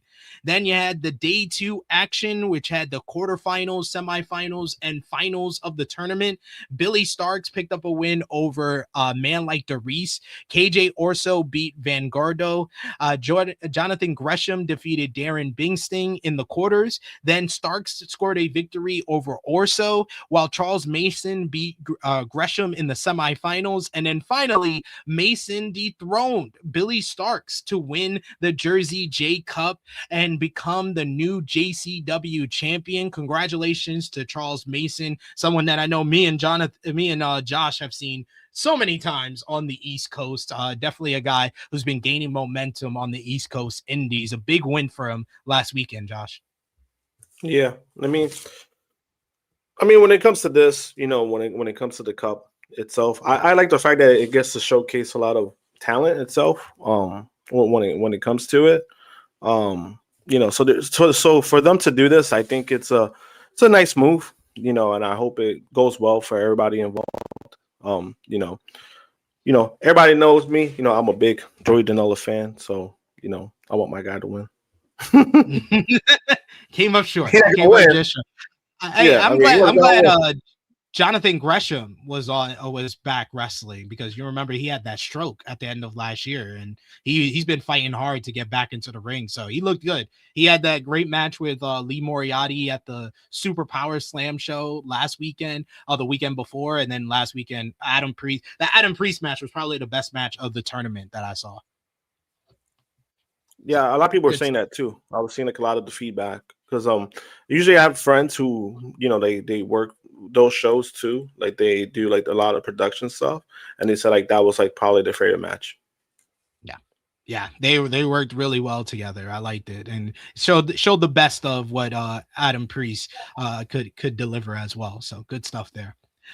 Then you had we'll go over to Japan. We had Stardom Supreme Fight last Saturday. The show features Saya Kamitani beating Starlight Kid in an excellent main event. Like, these two women had to overcome Kamitani got a finger injury midway through the matchup, and they had to do like a referee timeout, and then just out of nowhere, as the referee's announcing that they're going to continue the matchup, Saya starts pushing the referee out the way. She's like, ah, and they start going crazy. They went ham in this matchup. Crazy matchup. Go out of your way to watch that one. She retained the World of Stardom Championship. However, Saya will be out of action to recover from the injury for over a month now, so best wishes to her. Konami picked up a win over Emi Sarai in a good matchup to retain the Wonder of Stardom Championship. Hate continued their streak as they scored a victory over B. Priestley and Hanan to retain the Goddesses of Stardom Championship.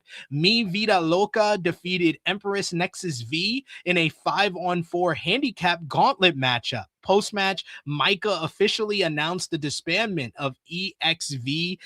So we'll see what happens next with Micah and them. Shuri scored a victory over Saki Kashishima in a solid bout. Mikey Ito picked up a win over Aya Sakura, and Arena beat Fuashan in a very good opener to the show. Fuashan is a very social media presence over in Japan, so gets a lot of attention for these Stardom shows. Then over in NJPW on Wednesday, they had one of their biggest shows of the year, The New Beginning in Osaka. The show featured Yota Tsuji defeating Jake Lee in one of the worst New Japan main events that I've seen in a long time. Jake Lee, stay out my main event scene, please. But Yota Tsuji retained the IWGP Heavyweight Championship. Post-match, Tsuji brought out Unbound Company and the departing Hiromu Takahashi as they had a tearful farewell that saw Yuto Ice crying for Hiromu, who was his senpai in the New Japan Dojo, as they said farewell to one of the greatest junior heavyweights of all time. But unlike most departures, Hiromu won his last matchup as he teamed with Taiji Ishimori and picked up a victory over United Empire's Jacob Austin Young and Francisco Akira in a decent opener. The War Dragons of Shingo Takagi and Drilla Maloney beat United Empire's Great Okan and Hanare in tag team action. Good matchup there. Post-match, Drilla Maloney announced that he had re-signed with New Japan and was entering the New Japan Cup, so congratulations to him. You had Andrade El Idolo once again proving that he is one of the best wrestlers in the world as he became the new #1 contender for the IWGP Global Heavyweight Championship with a win over Gabe Kidd in a very good matchup. Callum Newman had dominated David Finlay in a great brawl between the two hated rivals. Post-match, Finlay gave a tearful farewell, hugging Gato and saying sorry to Hiromu Takahashi for all the damage that he's done to him in their partnership, and kissing the lion mark in the entranceway before bowing to the fans in attendance as an apparent departure from New Japan there. More on that in a bit. Bishamonten scored a victory over TMDK in a banger trios matchup to retain the never openweight 6-man tag team championships. And then you had the bad stuff on this show. The most puzzling move of the show saw Ren Narita squash Aaron Wolf in just over 2 minutes, thanks to help from the House of Torture to win the never openweight championship. I didn't even include pictures of that matchup. I wanted to forget it. And finally, the Knockout Brothers defeated Shota Umino and Yuya Uemura to retain the IWGP World Tag Team Championships in an absolutely sensational encounter. One of the best tag team matches of the year so far. And post-match, The Demand appeared on the big screen with Ricochet announcing that he will face Taiji Ishimori for the AEW national title, and the Gates of Agony challenged KOB for the IWGP World Tag Team titles for the New Beginning USA show coming up on February 27th. So I thought it was a very good show from New Japan. Were you able to watch anything from the show, Josh? Yeah, I saw that title match because a lot of people shitted on it. And it wasn't a good match. I'll tell you that much. No, I think Dave gave it like a star and 3/4. I'm very generous to him. 3/4? Damn. Hey, I give it 2 stars. I was generous. It was really generous. I mean, that's way more generous. It was bad. Yeah, it was not good. Not good at all. Especially because it followed one of the best New Japan matches of the year so far with the Knockout Brothers and Yuya Uemura and Shota Umino.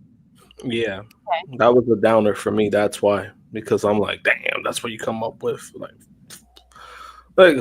oof, man, like Yosuke. I mean, that's what you do to your champion. I was like, man, that ain't the way to start his title reign. Not, I don't know, Gato. I don't know, man. I don't know. Hey, the post match was good with Yuto ice crying. That was awesome. I started laughing up. I was like, this guy, he really tried to hide it. He had his hoodie over his eyes and everything. He was trying not to break character, but he got so emotional seeing Hiromu leave. But Hiromu wasn't the only man to leave on this show, as we said before. David Finlay, after weeks of speculation, he finally showed where he is heading and is out of New Japan Pro Wrestling. There has been a lot of chatter around the former IWGP Global Heavyweight Champion potentially joining WWE after it emerged that he was exploring options in America as he approaches free agency. Finlay officially exited New Japan Pro Wrestling at Wednesday's New Beginning in Osaka event. Following his defeat to Callum Newman, the 32-year-old was visibly and understandably emotional about leaving New Japan. He's been with the company for 11 years. He bowed to the crowd and then embraced manager and NJPW Booker Gato. He kissed the company's lion mark and then at the entranceway before expressing his gratitude to the fans. This past weekend, Fightful Select reported that David Finlay and WWE had been in contact with one another, but the website had not received an update on how those conversations went. However, Body Slam Plus reported this week, and they are now reporting that discussions about Finlay's upcoming arrival in WWE and revolving creative meetings have been discussed as of late. However, one source noted that there is no indication that he had agreed to a deal or was about to sign a contract. Another source claimed that WWE intentionally planted seeds on television recently with his brother and NXT talent Uriah Connors, aka Brogan Finlay, in case David indeed makes his way to the company. So he's been in a more prominent spot. Connors was notably walked out on Chase U, and he joined forces with Lexis King and a bunch of other second generation stars in a new group on the February 3rd, 2026 episode of NXT. So what do you guys think of David Finlay potentially coming to WWE, maybe to be part of the NXT brand? Me, myself, I think that Finlay has been one of the most reliable, dependable, and selfless performers New Japan has had over that 11-year run that he's been with the company. But not only that, I think that he is arguably probably one of the most underrated technical wrestlers in the game. Like what he can do in the ring, his timing, his footwork, his ability to be pound for pound one of the strongest wrestlers in the world today. He has top star potential if he gets the right push, and especially in a place like NXT, I could see him as NXT champion in no time. What do you think, Josh? I could see him as NXT champion, and I think that would be the best route for him if he was to go to WWE. It's just funny that every time now I hear, creative plans, they're discussing creative plans for him. I can't take it seriously anymore because of Unreal. So thank you, WWE, for that. Because all we had to think of was like, we had this guy coming from he's coming from Japan, but the outfit Finley's kid. What do we do for him? This guy right here. What do we do with him? Like, what do you think we should do with him? I don't know. What do you think we should? Road Dogg's like, I think we should put him against Chelsea Green. Like, he's like, and then what? And then what? I don't know. I don't know what you do going forward. I don't know. So that's why I don't take it seriously when I hear they're discussing creative plans, because I'm like, you probably guys don't have a fucking plan. You haven't even fucking signed him yet. So what are you discussing? There's nothing to discuss. Because there's still that possibility that he could still just not sign with them. The signs are pointing that because of the connections he has, but he could still just not sign with them. So it's like you're trying to set yourselves up, even this current storyline that's going on. And I'm like, and then what if that doesn't happen? Then you just did all that for nothing. But I do think if he was to jump ship, to go into WWE, NXT would be a good spot because, man, we've been saying, they need guys. NXT needs people. That's why I thought Royce Keys would go there, but apparently he's more important for a main event. The report that we found out, I don't have this in my notes, but I don't know if you saw it, Krssi. The big talk about Royce Keys this week was Dave Meltzer said this a while ago, but someone actually did their research and found out that he's not born in 1991, that he is actually 41 years old. Yeah, who thought he was younger? People thought he was born in 1991, which would have made him only 35. Royce is old, not old, but you know what I mean. He's a gentleman of, Oh yeah, I did hear about that. People thought it was like a status. You know what I'm saying? I'm an auntie now. People thought it was like I remember, I heard about that. People took it as like it was Dave trying to sabotage Royce Keys. I'm like, well, WWE signs older guys regardless. So yeah, they know what they're doing. They don't give a shit. Who cares if he's 41? Like who gives a shit? he's more likely to get pushed now that he's 41. Look at all the top guys; they're all in their 40s. That's a whole fact, SP. You are so spot on with that one. Look at the top guys and look at the guys that are trying to break into the top. Damian Priest, LA Knight, their asses is in their early 40s too. I would say, but in regards to I do agree. I think he should be in NXT, just like I said before, man, because they really need people. Losing Trek, losing Oba, that's even with those guys, they were still kind of like, hey, they need people, and then you take out more people. It's like, oh boy, what do we do now? And I do see somebody being like, champion there, So I think that'd be a good move for him, because selfishly, obviously people will say AEW because of the matches, but then at the same time, it's like, where do you put him at? Like, where direction do you go even in AEW? So that's why I'm like, NXT, if he wants to be that guy, if he wants to be showcased, if he wants to have a spotlight on him, NXT is probably the best spot for him. And his father's a trainer in the Performance Center. It just makes a whole bunch of sense. And he's 32 years old as well. He's still young. He's in the prime of his career. I could see him be like immediately. I think I'm like thinking about all the guys on the NXT roster. I think he's like the best wrestler. He's the best wrestler on the whole thing. Like he would immediately come and be the best in-ring guy on that brand. Like him, Ethan Page, Jackson Drake, Sean Legacy, those are the people that are like the best in-ring performers. He would be up there with those guys.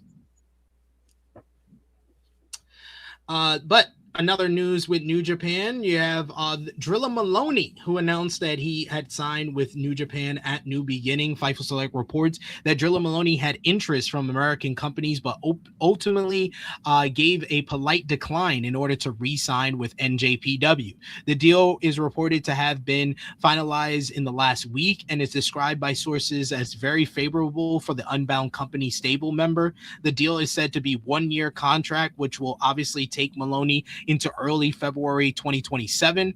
Maloney teamed with the War Dragon tag team partner Shingo Takagi to defeat the United Empire's Great-O-Khan Hanare on Wednesday morning show. While Maloney is sticking around, David Finlay and Hiromu Takahashi worked their final matches at the show. Like I said before, Finlay reportedly has interest in WWE, while Maloney is a 2-time former IWGP Junior Heavyweight Tag Team Champion with Clark Connors. Connors, who has been appearing on AEW television as of late, is expected to sign with the company very, very soon. And finally, we have some New Japan news when it comes to the New Japan Cup starting on March 4th. We got New Japan's one of their premier tournaments, the single elimination tournament that determines the number one contender for the IWGP Heavyweight Championship. The bracket was revealed. You got on the it's going to be basically in blocks of 3. So you got up top here on the left-hand side, Yuya Uemura will go up against Great-O-Khan on March 4th. The winner of that will face Drilla Maloney. Aaron Wolf will face Don Fale on March 4th, and the winner of that will face Shingo Takagi. Taichi will go one-on-one with Ren Narita on March 5th. The winner of that will face Tomohiro Ishii. El Phantasmo will face Bolton Ogleg also on March 5th, and the winner of that will face Hanare. Then on the right-hand side at the anniversary show coming up on March 6th, you got Yoshihashi versus Jake Lee. Joy, another Jake Lee match. The winner of that will face Hiroki Goto. Then you got Oscar going one-on-one with Callum Newman on the anniversary show. Winner of that will face Hartley Jackson. Shota Umino versus Chase Owens. Winner of that will face Yujiro Takahashi. That will be on March 8th. And then on March 8th, you also got one of the best matches of the first round, Yuto Ice versus Roye Uyawa. And the winner of that will face Zack Sabre Jr. I actually got to talk to Callum Newman for Sports Illustrated on Friday. We talked about the New Japan Cup. I let everybody know. I'll tell everybody the same thing I told him. He's my pick to win the New Japan Cup this year. And oh man, all I will tell y'all, I'll give y'all a little preview because y'all are good people. We got over 60 people watching on the channel. Drop a thumbs up if you haven't already. Little preview for this interview. This man had some spicy comments about AEW. Because we talked about his whole relationship with Ospreay. I don't know if everybody knows, but Ospreay is kind of like his big brother in wrestling. He met him when he was only 15 years old when he started training, and he's from Texas as well, like Ospreay out here.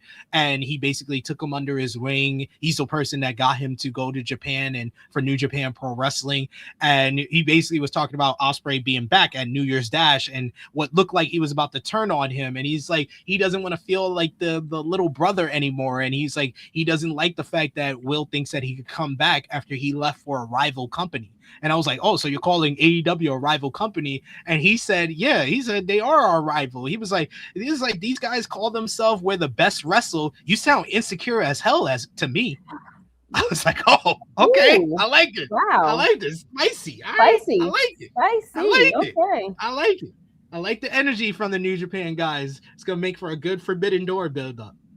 But finally, from the AEW partner promotion, CMLL over in Mexico. They had a bunch of shows this week. First up, you had last Saturday in Arena Calacino. You had Atlantis Jr., Espionage, and Teton scoring a victory over Euphoria, Volador Jr., and Barbarario Cavanario in a very good trios main event. John Caselo, or Johnny TV, he picked up a victory over Definto. MXM Collection defeated Los Venanos in another very good matchup from those guys as well. CMLL Mortis Popularis on Tuesday. The show featured Atlantis Atlantis and Blue Panther picking up a win over Los Guerreros Lagaños in a pretty fun tag team matchup, while Definto, Hechizero, and Volador Jr. defeated Espionage, Shelwa, and Neon in a great trios main event. Then on the same night, you had CMLL Martes del Glamour, which had the main event where Atlantis Jr., Teton, and Mystico beat Everno, Yutani, and Soprano Jr. in an excellent trios main event. And then last night, you had CMLL starting off their Fantastica Mania week as they're going to head over to Japan for joint shows with New Japan, but they had Venice Spectacular, and the show featured Mystico defeating Templario in a terrific main event matchup that went nearly like 28 minutes. You had Atlantis Jr. picking up a win over Everno and Soprano Jr. in a very fun three-way bout.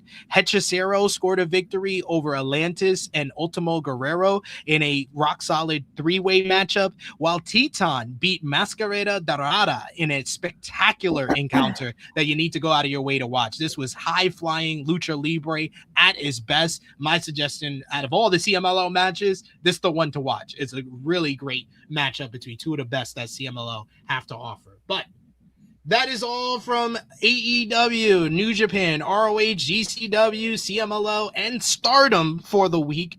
But before we get into the second half of the show with the WWE portion of our show, you know what time it is, Miss Krssi Love? You know what time it is? TikTok time. It is TikTok time, and we are starting off Black History Month the right way, as we're going to do nothing but Black History Month for TikTok time this month for the next couple of weeks. And we're going to start things off with one of our favorite games that we play on TikTok time, King of the Hill. So you can play along with us. Your vote matters in the chat. Keep coming with those comments in the chat. You guys have been very active today, and we appreciate the support, and send those super chat donations if you want to show your support in the best way possible as well. But we want to hear from y'all what the TikTok time or King of the Hill. We're going to pick two wrestlers against each other. You pick who you think is better out of current Black wrestlers in the game today. And we're going to start with the aforementioned Royce Keys versus Keith Lee. Who you got, Josh? I want to say Keith Lee. The problem is that he hasn't wrestled in a couple years now. So it's like, I might have to go with Royce Keys because, you know, we haven't seen Keith Lee in a while. But if he was still active, it will definitely be Keith Lee. Yeah, I believe the same thing as well, like Josh. I'm going to go Royce, a.k.a. Hobbs. Royce Hobbs is his name. Yeah, I picked Keith as well, but, you know, unfortunately, I have to go with Royce Hobbs. Yeah, I'm going to go with Royce Keys as well. Then we got Royce Keys versus his former tag team partner, Ricky Saints. Who you got, Krssi? I'm going to go Saint. Josh? I'm going to go Ricky Saints. I would have went with Royce Keys, but you know, you already got Saints through. You already got Saints through. So Ricky Saints moves on. Then we got Ricky Saints versus Javon Evans. Josh, I'm gonna say Evans. Krssi, going with the YN son. Young OG, yes. I'm going to go with Young OG here as well. And then we got Young OG Javon Evans versus his Twitter rival, Ricochet. Krssi. I'm going to go Ricochet. Josh. I'm gonna go Ricochet. I would have gone. No, I'm gonna go Ricochet. I love Ricochet. Yeah, I don't care what man. anybody. I don't care what anybody says. I love Ricochet. Come on, it's two different like levels, man. Like, but them two together in a match. Oh my god. Yeah. See what y'all messed Ricochet. up with WWE. Ricochet versus Jada Parker. Krssi. Damn. I want to say Jada, but I'm gonna go Ricochet. Josh. Come on, it's Ricochet. Like what are we doing? What are we doing here? Okay, all right, fine. Sorry. Yeah, I'm gonna go with Ricochet as well. Ricochet versus Keanu Carver from NXT. Ricochet. Krssi. Josh. Ricochet. Ricochet versus Trick Williams. I'm going with Trick. Josh. Trick Daddy. I might have to go with Trick. Yeah. Trick. I feel like Trick is on the main roster is better than him on NXT. Yo, he feels like the best talker and the best character right now on SmackDown. He is giving life to a 3-hour SmackDown. I don't care what no one says right now. Give it what you want to say, but Trick is doing so. He's surpassed so many people, and he's only been there 2 weeks. Like, yeah. Trick Williams versus Queen Aminata. God Josh. damn it. Trick. Krssi. I'm going with my girl, even though she might be on the bum list as well, but I love her. She's not on the bum list. What are we talking about? I'm gonna go with Trick though. I'm gonna go with Trick. They treat her they make her lose every time. Like she's like Finn status. Like she's so good. She's been injured. But she was still losing on a lot before she got injured. Yeah, true. Trick, we're gonna cause problems on Valentine's Day. Trick Williams versus Lash Legend. Krssi. Trick is. Lash is another one that has just became like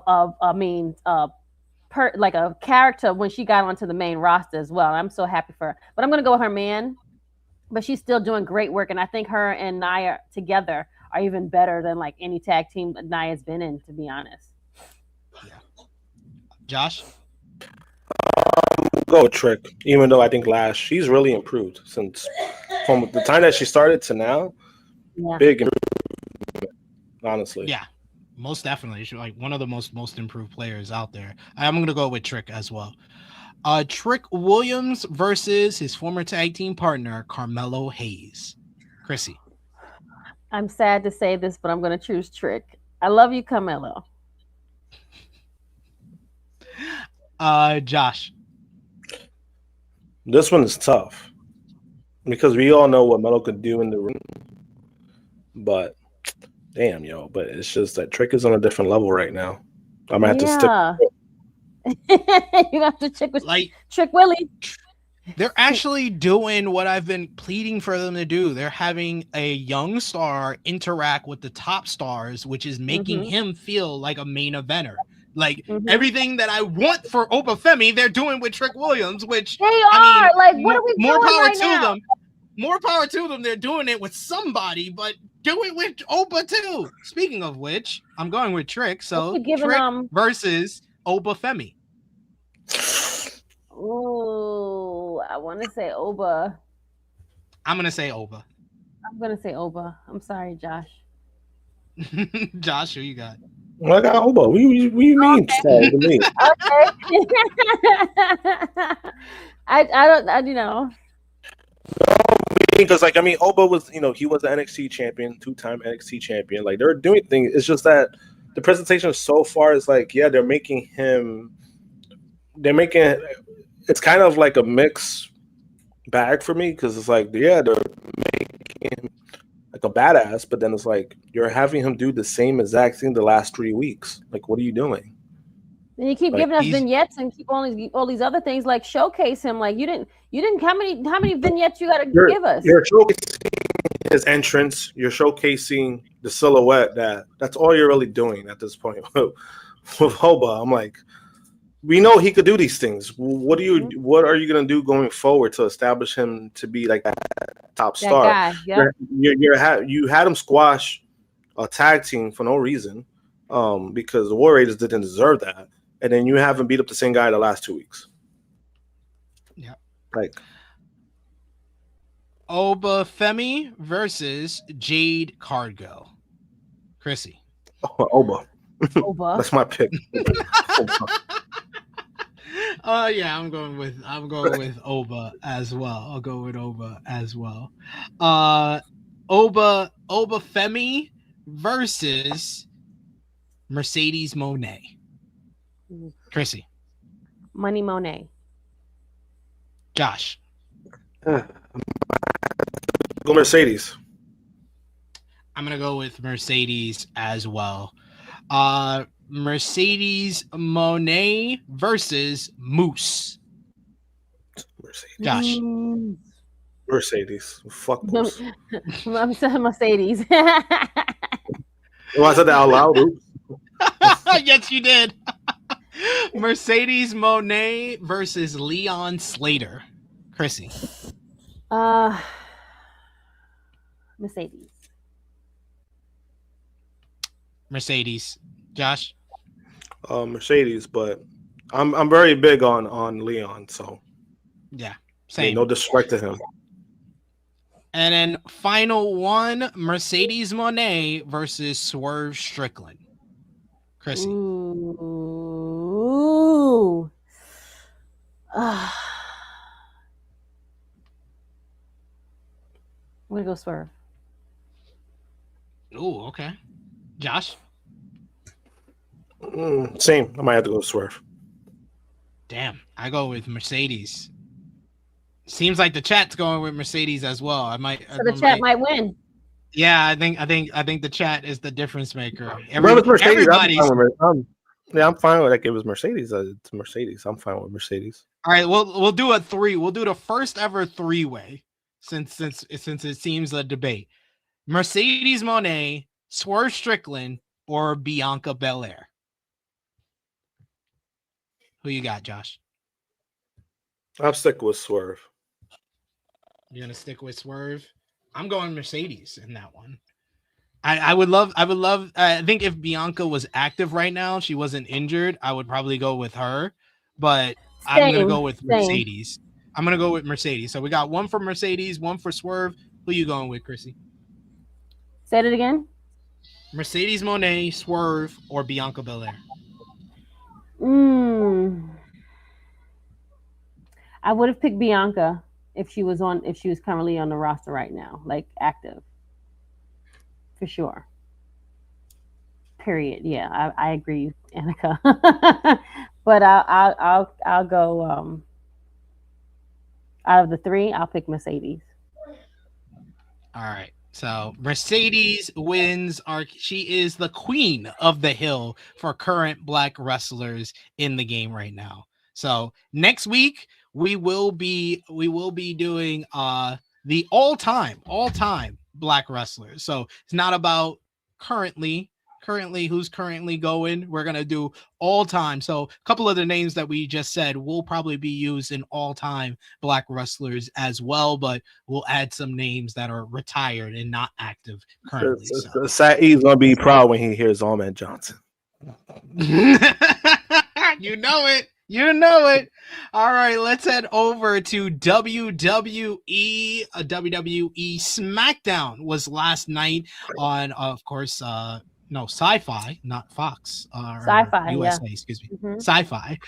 The show kicked off with Tiffany Stratton coming out to talk about entering the Elimination Chamber when she was interrupted by Nia Jax and Lash Legend, leading to Rio coming down for their opening matchup against the two. Rio versus Nia and Lash went to a no contest after a brawl ensued on the outside where Io put Jax through a table while Legend speared Rhea through the barricade. So it seems like things are not ending between those four ladies.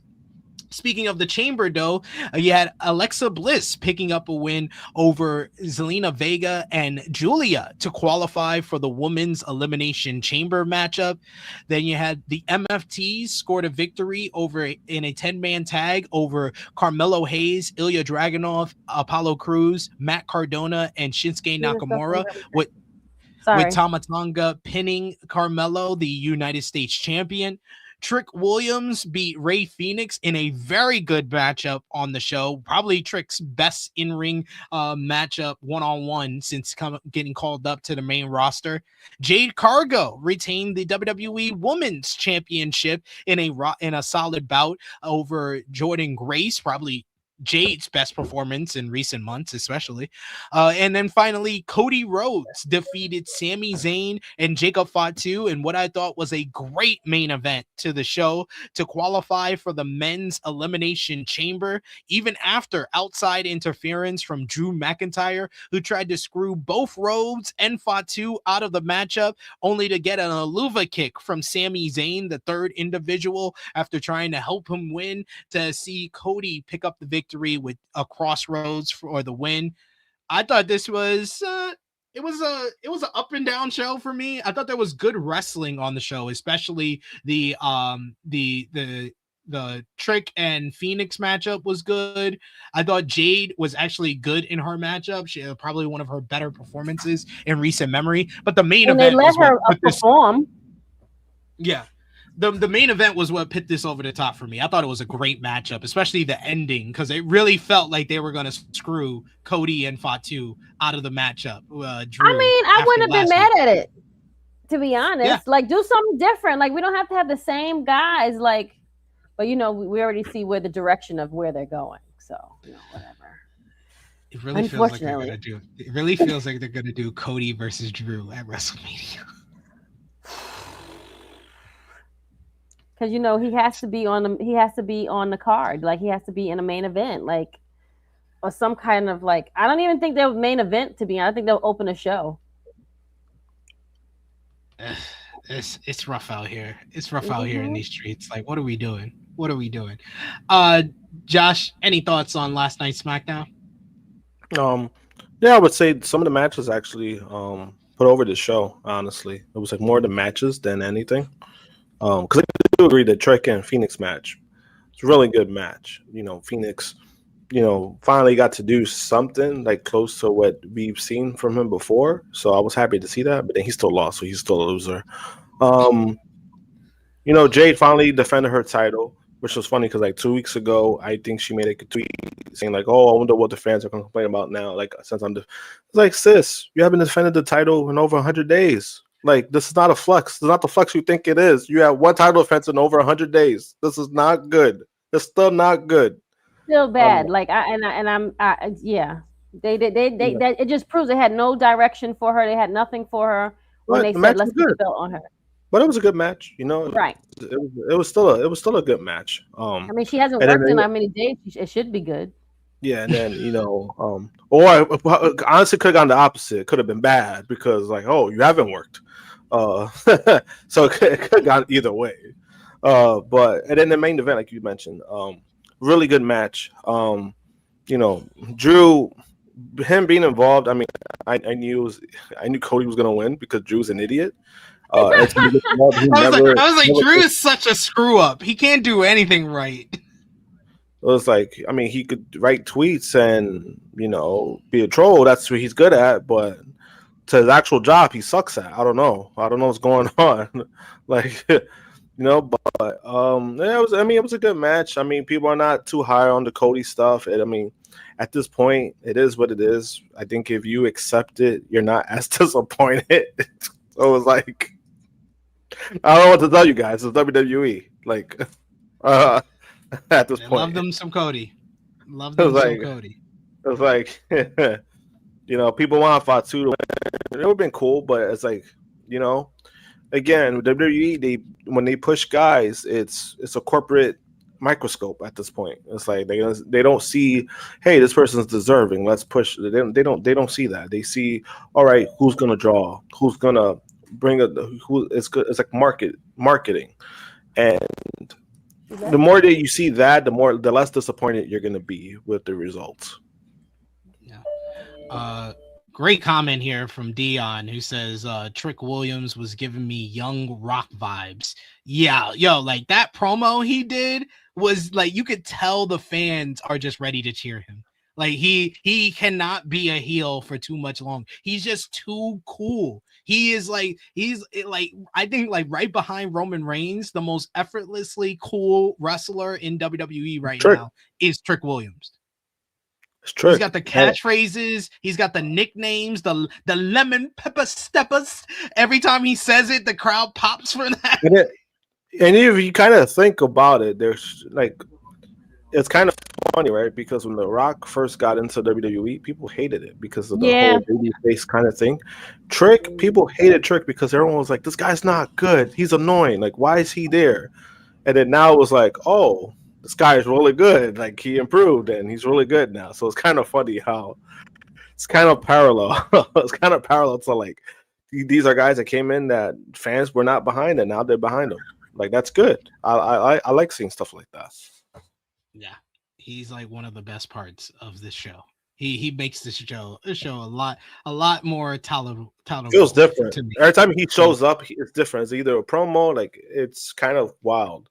And like on hindsight, I was like, maybe it was the best move that they waited on Trick. Maybe this was kind of, you want to say low key, maybe that was their plan, but I want to give them too much credit on that because I think we can. Once you do that, they're gonna be like, yeah, we take all the credit for that now. But I mean, on hindsight, it seems like that was a good move. That was probably the smartest strategy they could have gone because now this man feels important on the show. He does. He really does, though.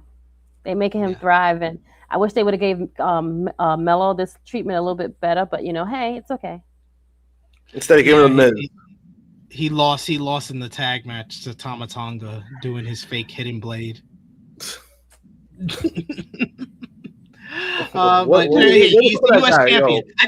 I think what the direction should be is Mello Trick for the U.S. title at WrestleMania. I would. Oh my God! Can you imagine everyone? They're gonna be doing whoop that Trick when he come down. Oh, it's gonna be bananas at WrestleMania, and then for them to get these NXT guys to get their own match at WrestleMania, I think it will be so good for them.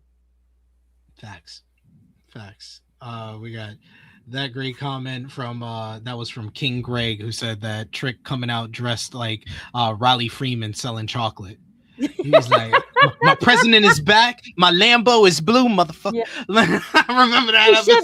He should be like that. Like, add that to your gimmick. Like, it's Black History Month. Like, you should add, like, that would make it even 10 times. Like, even I think, Dion, he might have to steal yes. That I mean, whoever gave that comment, you got to steal that. Just give y'all credit though. Good shot by Dion as well, saying that tag match made Jade look like a beast. Lash is what they want Jade to be. Yeah. Lash got it. She's improved so much, and it's a testament to what I said when they signed Jade Cargill. She should have started on NXT. She should have. Yep. I've been saying this for now 3 years. It's been 3 years since she signed with WWE. She should have started on NXT. I swear. Look at Lash Legend. Jade would be so much better right now. Yeah, so much better. Think will help Lash too, in my opinion, too. Is like some of the interactions she had with like men too, because she kind of they made it look like a badass with that. Because remember when she body slammed Otis, I was like, what the fuck did I just watch? I think that's what won me over, because I was like, yo, that was crazy. I think that's what won me over as a fan. I was like, damn, like she's a badass, stuff like that. And we haven't really seen that with Jade. Like, Jade has some moments, like obviously she has that kick that she does that. It could get the crowd pop. It pops the crowd, but it was more of a development thing that they should have had her on NXT. And if she would have been on NXT, she still would have felt important because you still would have showcased. Just showcase that she could have been NXT champion. Like, you could have done all these things and help her improve once she got to the main roster. But you didn't. You kept her in like a bubble, and now like she can't even feel important because you know that what she's gonna give us is not gonna be like impactful. Like she's still a strong contender when she comes out, but it's just like then the bell rings. Because all you get is just like her just standing there and just like, I'm that bit. Okay, well show me that you are because I don't feel it. It's like we've heard this before. Like we've heard the same thing. What are we gonna like? What are we doing? Like, then you had Monday Night Raw on Monday. The show featured Becky Lynch kicking off the show after seeing AJ Lee arrive at the arena, returning AJ Lee. This led to Becky freaking out over Lee, who goaded the man into giving her a WWE Women's Intercontinental Championship match at Elimination Chamber in her adopted hometown of Chicago. Later, Natty versus Maxine Dupree, AJ Lee's good friend now, I guess, went to a double countout. Post-match, Natty locked Maxine in a sharpshooter until AJ ran her off to make the save. This led to Becky attacking AJ from behind as she was helping Maxine to the back. Meanwhile, elsewhere in the women's division, Rhea Ripley beat Lyra Valkyria and Ivy Now to qualify for the women's elimination chamber, while LA Knight, defeated Penta and Austin Theory to qualify for the men's elimination chamber, thanks to outside interference from the Masked Man, who cost Theory the contest. Liv Morgan and Dominic Mysterio cut a promo until Stephanie Vicaire interrupted to confront Liv about her attack from the week prior. Vicaire called Dom a bitch, while Liv called Stephanie a puta, until Vicaire slapped the taste out of Dirty Dom's mouth. The original El Grande Americano and Javon Evans picked up a win over Los Americanos following an incredible coast-to-coast OG cutter by Evans on Ryu. CM Punk was scheduled for an in-ring interview with Michael Cole until Finn Balor came out to interrupt and challenge Punk for the World Heavyweight Championship at Elimination Chamber in the champion's hometown of Chicago. This led to Punk coming out to go after Finn, who bailed from the ring, which saw a fired-up Punk accept the challenge and convince Raw GM Adam Pearce to make the matchup. Punk then cut a great promo about Balor being a fighting champion and, of course, Roman Reigns, which was the highlight of this awful fucking show yet again. Oh my God. Awful show. What? Raw has gotten worse and worse in 2026. First of all, how you got Becky Lynch afraid or like acting like she's scared or don't want to be seen by CM Punk and AJ Lee? I'm like, why we acting like now Becky Lynch is a pussy? That was the worst Becky Lynch segment I've seen in a very long time. Yeah, and I think that's kind of with the whole Becky Lynch stuff, and I've been saying it for a while. When it comes to this feud with AJ Lee, they just make her look goofy, like overly goofy, and it's like you don't need to really do this to build up this feud. You know, I get it. She's heel, but it's like now when I see like them on screen, it's like, you know, it feels like Daffy Duck and Bugs Bunny. That's how it comes off to me.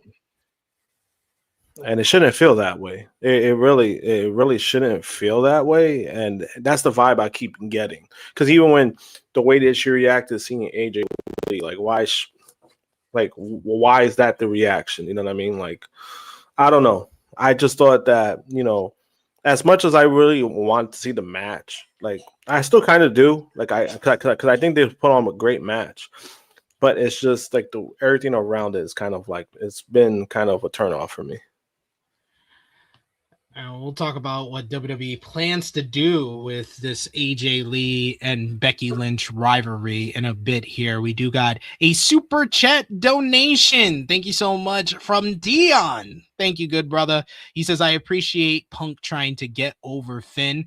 Punk was the highlight of this show. Punk's been carrying Monday Night Raw this whole year. Year. And you know, I'm quick to criticize CM Punk, but I gotta give him all the credit in the world. He has been the highlight of Monday Night Raw for the past 6 weeks of 2026.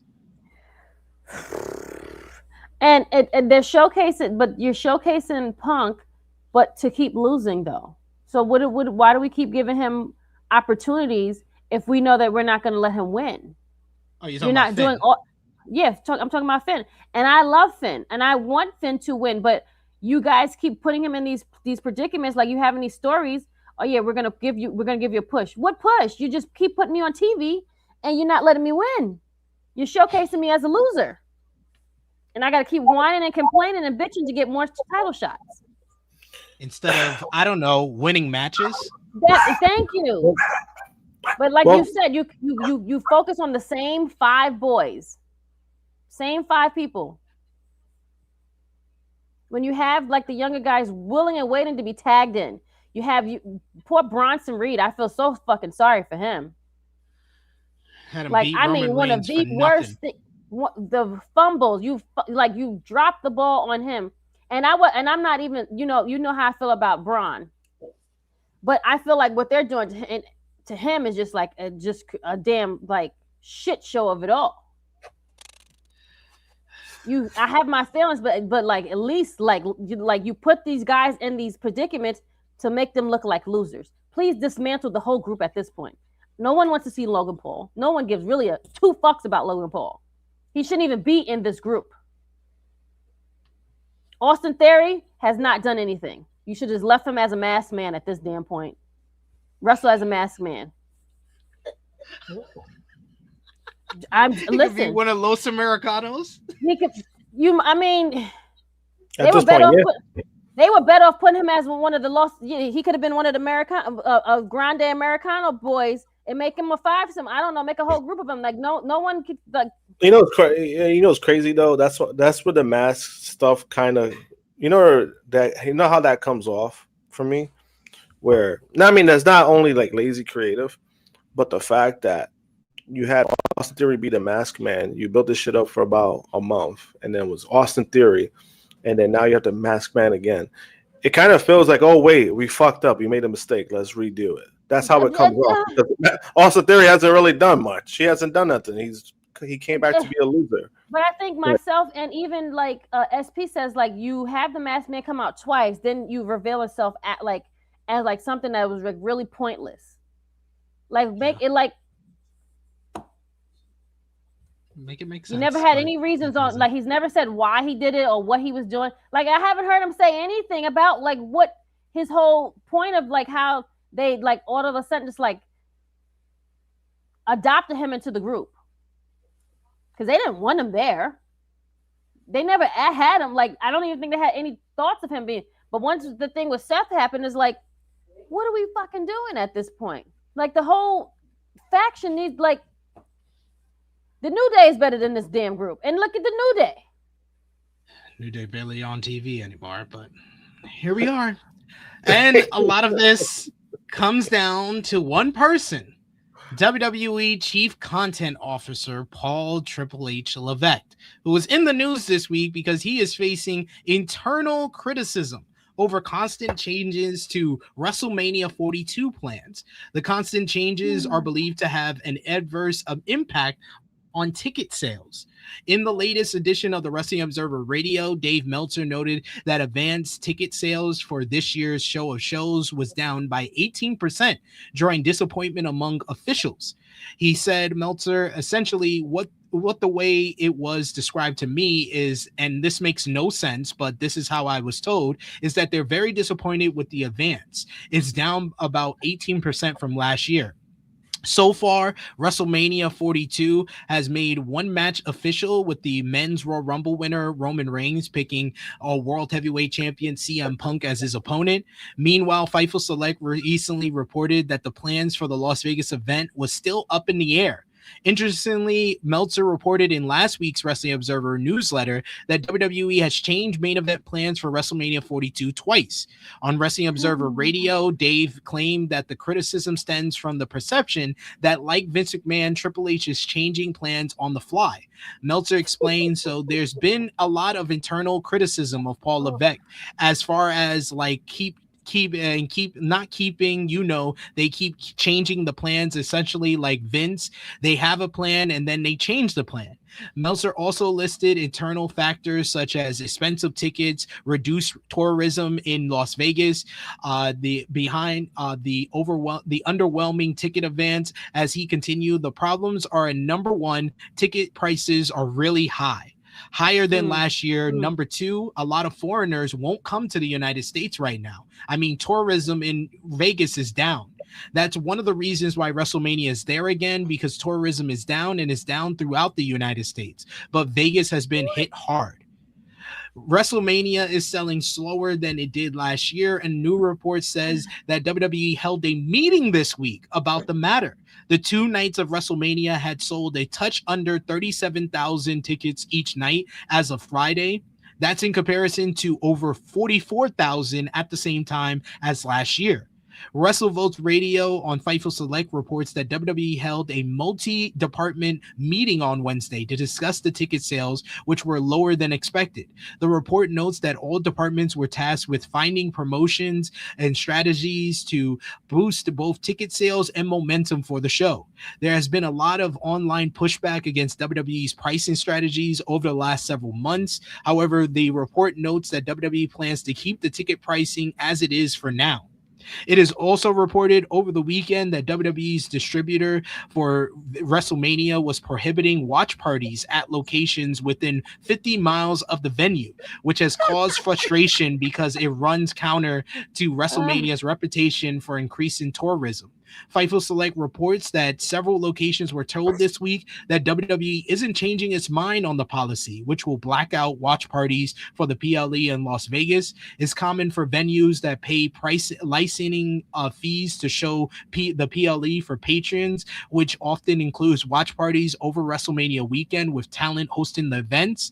The report notes that according to sources, several establishments are deeply frustrated by the matter due to the fact that there was already planning to put into place for watch parties. The previous report noted that several wrestling talents had already agreed to deals to host WrestleMania watch parties, and one source has indicated that they felt like the new policy undermines the idea of WrestleMania coming back to Vegas in order to boost tourism for the city.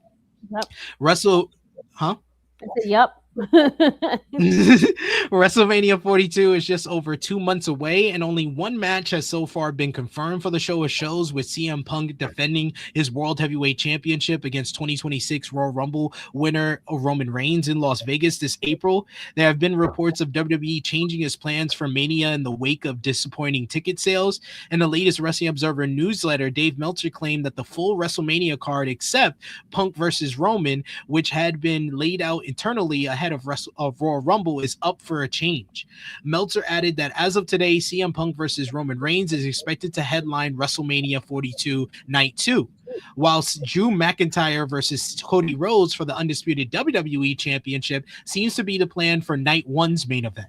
Meltzer added that while a triple threat matchup at Mania cannot be ruled out, the idea seems to be that the two of the three contenders would be eliminated from contention on SmackDown last night, and that was in fact true.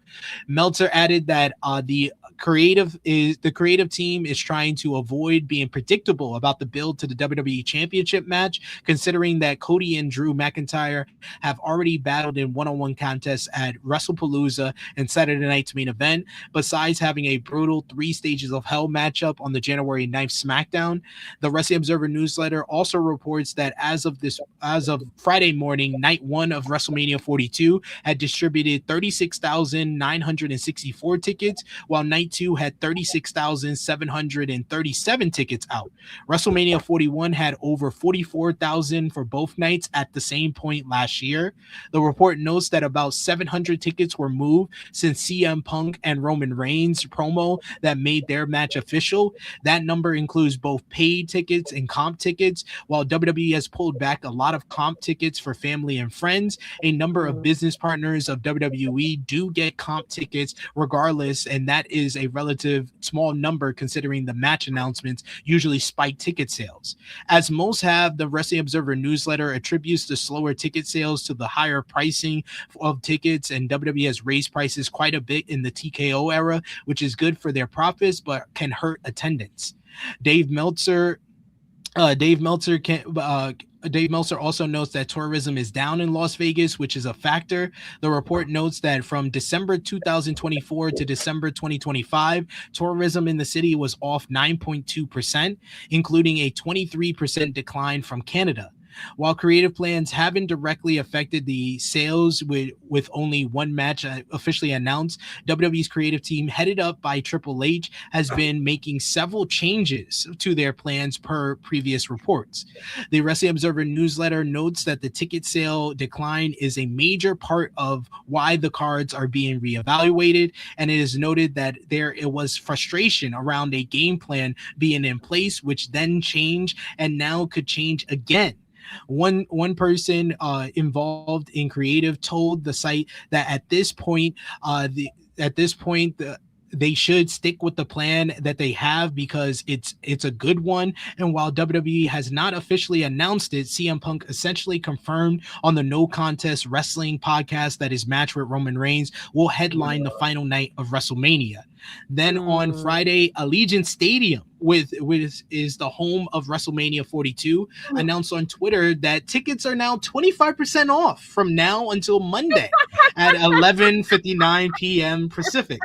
The full announcement from the venue reads, holiday weekend offer. Get your seat at the table with 25% off tickets starting now through Monday, February 16th at 11:59 p.m. Pacific. Don't miss out. WWE is hilarious. I love grasping for straws at this point.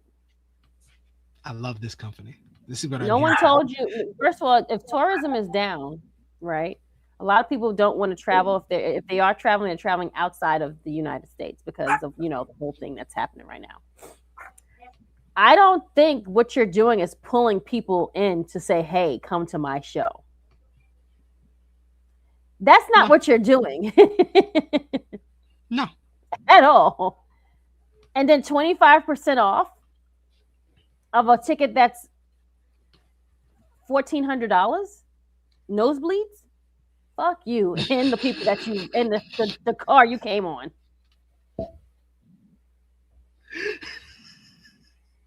And it's only until Monday. It's only until Monday, too. I still have to pay them fucking taxes. So you giving me a discount ain't shit. So yeah, whatever. Yeah. WWE is hilarious, and I'm all for criticizing Triple H. I don't think this is Triple H's fault.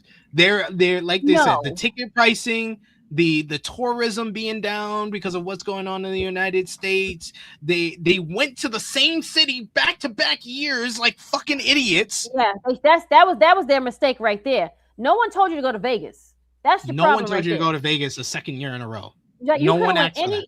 You could have went to any place that was still hot, because you have to have it out. You have to have it in the stadium, so you have to go somewhere warm. We cannot do it on the East Coast, so that's fine. We've crossed that off. All you had to do was Texas. You had Florida. You had Arizona. You could have went back to California. Like, you could have went to San Diego. There's so many places that you could have went to, but no, you wanted to go back to Vegas. Why? I don't know. Especially you knew that Vegas was failing and you still went back there. That's Vegas' fault. Shit make sense. And now you're stopping people from having parties because they don't want to go to your event. Fuck you. No, people are going to choose to go there instead of coming to our show. So we got to cut that out. Yeah. I mean, have a mortgage as a ticket price. Yeah. What do you think about this, Josh? I mean, I've been saying it for a long time. Like going back to back in any fashion is usually tougher because it's a tougher sell no matter what, right? It's similar to like when AEW went to 1B 2 years in a row. Tony Khan had the hindsight knowing that, hey, we're not going to draw 80,000 people again. Yeah. So like, let's find a way to, still draw a big crowd. And they still did 50,000 compared to 80. Like, it's still a good number, especially because, going back to back years. I mean, that's always the hardest sell to do that. So for them to do Vegas back-to-back years, I mean, part of that is on Vegas. Vegas wanted to pay. Hey, WWE, we want you guys back. Let's give you millions of dollars, and so you could run here again. And I get all of that, but like, come on now. I'm saying, I mean, but you already know they're gonna choose the top dollar no matter what, because again, remind you, this WrestleMania was supposed to be in New Orleans, and you know, everybody, there was a lot of people who was set on going to New Orleans. Like, there's a lot of people that are like, oh my God, like, you know, because they had fun the previous 2 times that they did it there. So people already had their mindset on New Orleans. And then once they got told that, oh, it's canceled and going back to Vegas, those people also gave up. They're not going to bother to go to Vegas. So you lost a crowd like that within itself, because people were already they were looking forward to New Orleans, like, because like even if they're not going to the actual show itself, you know, the city itself is still going to make money off of that, off of the tourism, off of stuff like that, off the events. So by doing that, you already cut, like, people had plans, and then boom, all right, you ain't getting my money now. So for them to go back to Vegas, you know, again, it's already hard sell as it is. But then it's like, who's really going to go back-to-back years to Vegas? It's tough. The amount of money that, you know, it's traveling to Vegas alone is a pain in the ass. So stuff there, Vegas is pretty cheap. Realistically, it's pretty cheap. But the travel itself, that's what's expensive. So to try to attempt that again, I mean, again, the numbers aren't like as terrible as I expected. They're not the worst, but to be 20,000 less, it really shouldn't be a surprise. And for them to try to blame Triple H on this is like, no, you're overpricing your tickets and you're not giving a mid product. Why would I want to travel to Vegas again for the same exact thing? I don't want to do that. Yep. Yeah, that would be funny if AEW announces a paper, like they announce Forbidden Door in New Orleans. They should. That would be hilarious, because I know they're doing Money in the Bank in New Orleans, but yeah, it would be funny if they did do. Yeah, I was looking forward to Mania in New Orleans. I was thinking about actually going if there was going to be in New Orleans, but once they announced Las Vegas again, I was like, nah, I'd rather not. No, but you see, right? Like, people had their mind set because they wanted to go to New Orleans, and realistically, going to New Orleans is probably going to be cheaper than going to Vegas again. And they kind of just pulled the rug on a lot of people. So a lot of those people also gave up. You know, it's not surprising. None of it is surprising. The low ticket sales is not surprising. None of it is really surprising. You know, if they would have been doing worse, like say like if they would have done like if they were doing like 20,000 each show right now, then I'll be like, oh, that's all time bad. I don't think they're at the worst spot right now, honestly. Realistically, no, they're still gonna get like 55 to 60,000 in each night. They're gonna find a way to do that, and they're gonna make the adjustments, and they'll look back on this and be like, oh, you see, everything worked out, and they'll not learn anything from this.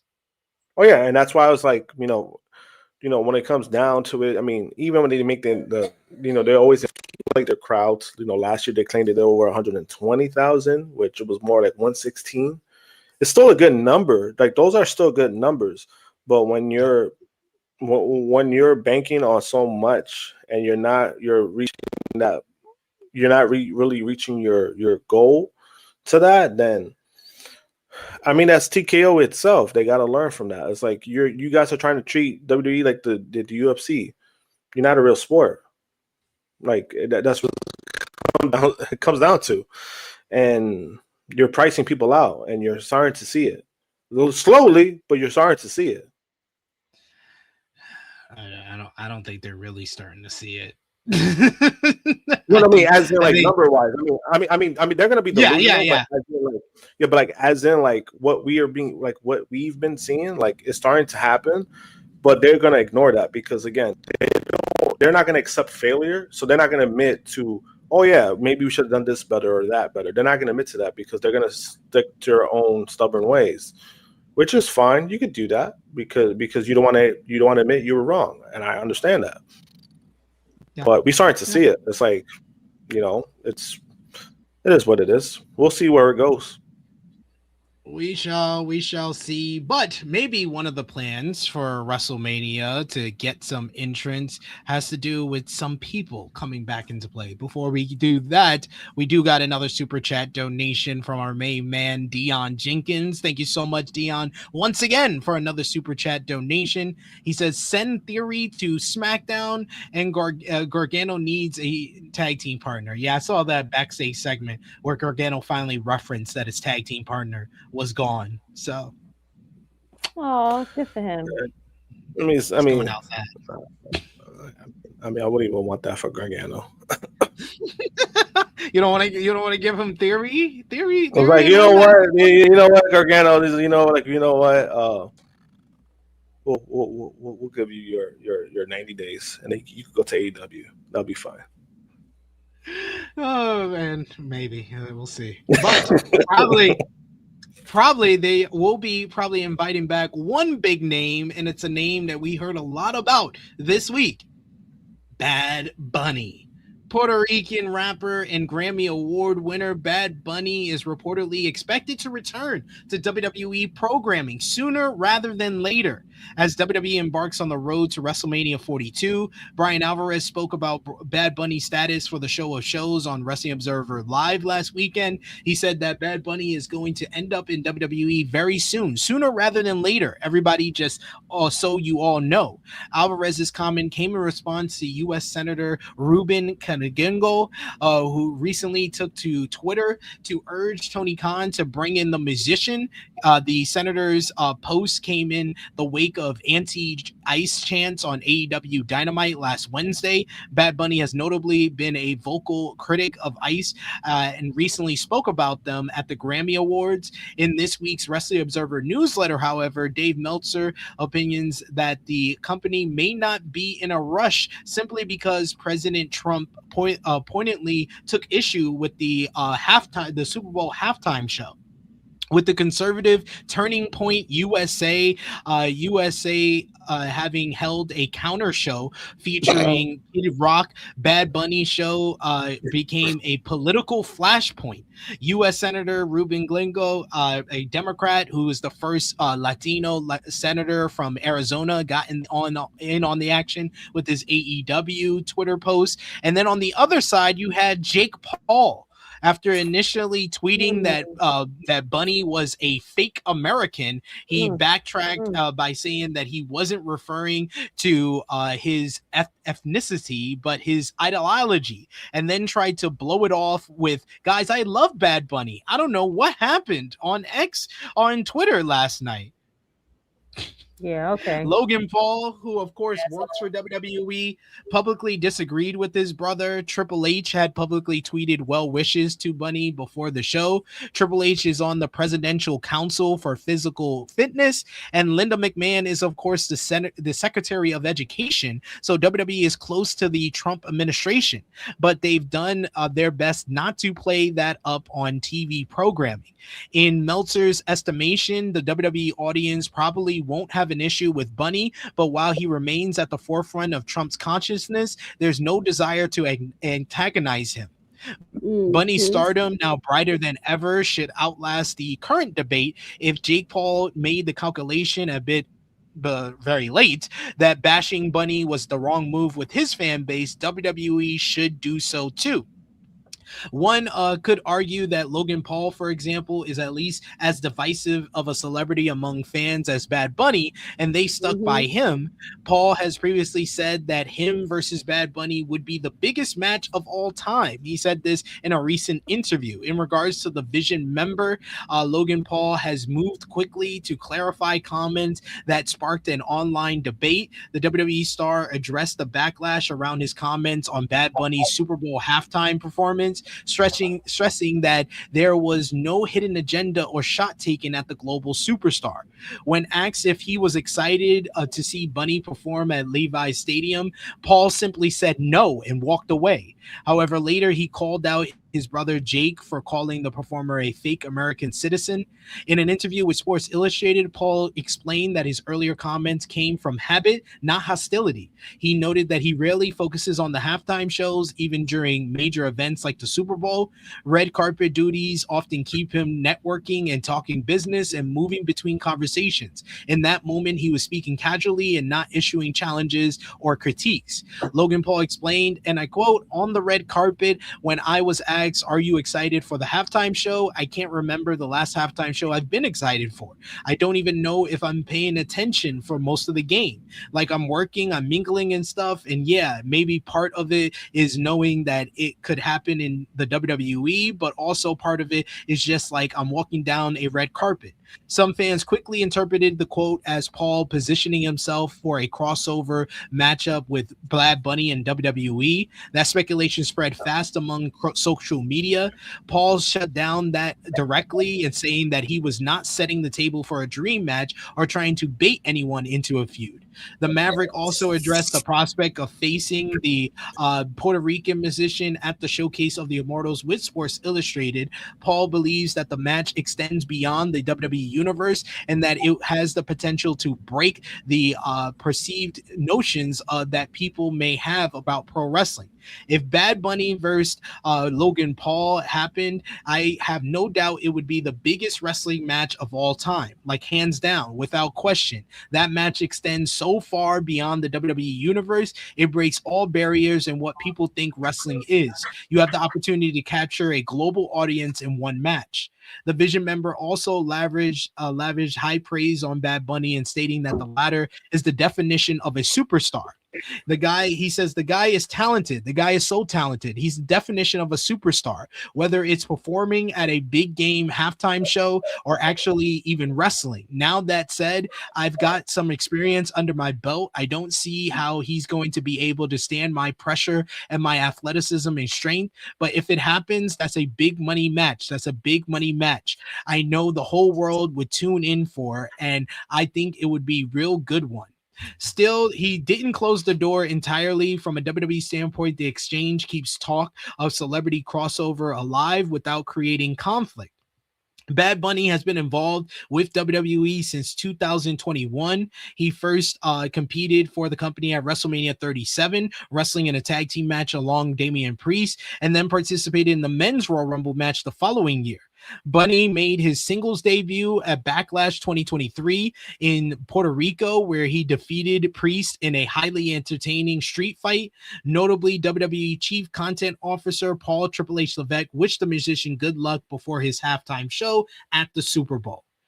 Krssi, we'll start with you. What do you think about the prospects of Bad Bunny returning to WWE? Would it be good for his brand, considering WWE's connection to the Trump administration and how this has been kind of a political topic as far as Trump being against Bad Bunny? And would he consider going against someone like Logan Paul, whose brother publicly was very disrespectful towards him ahead of the halftime show?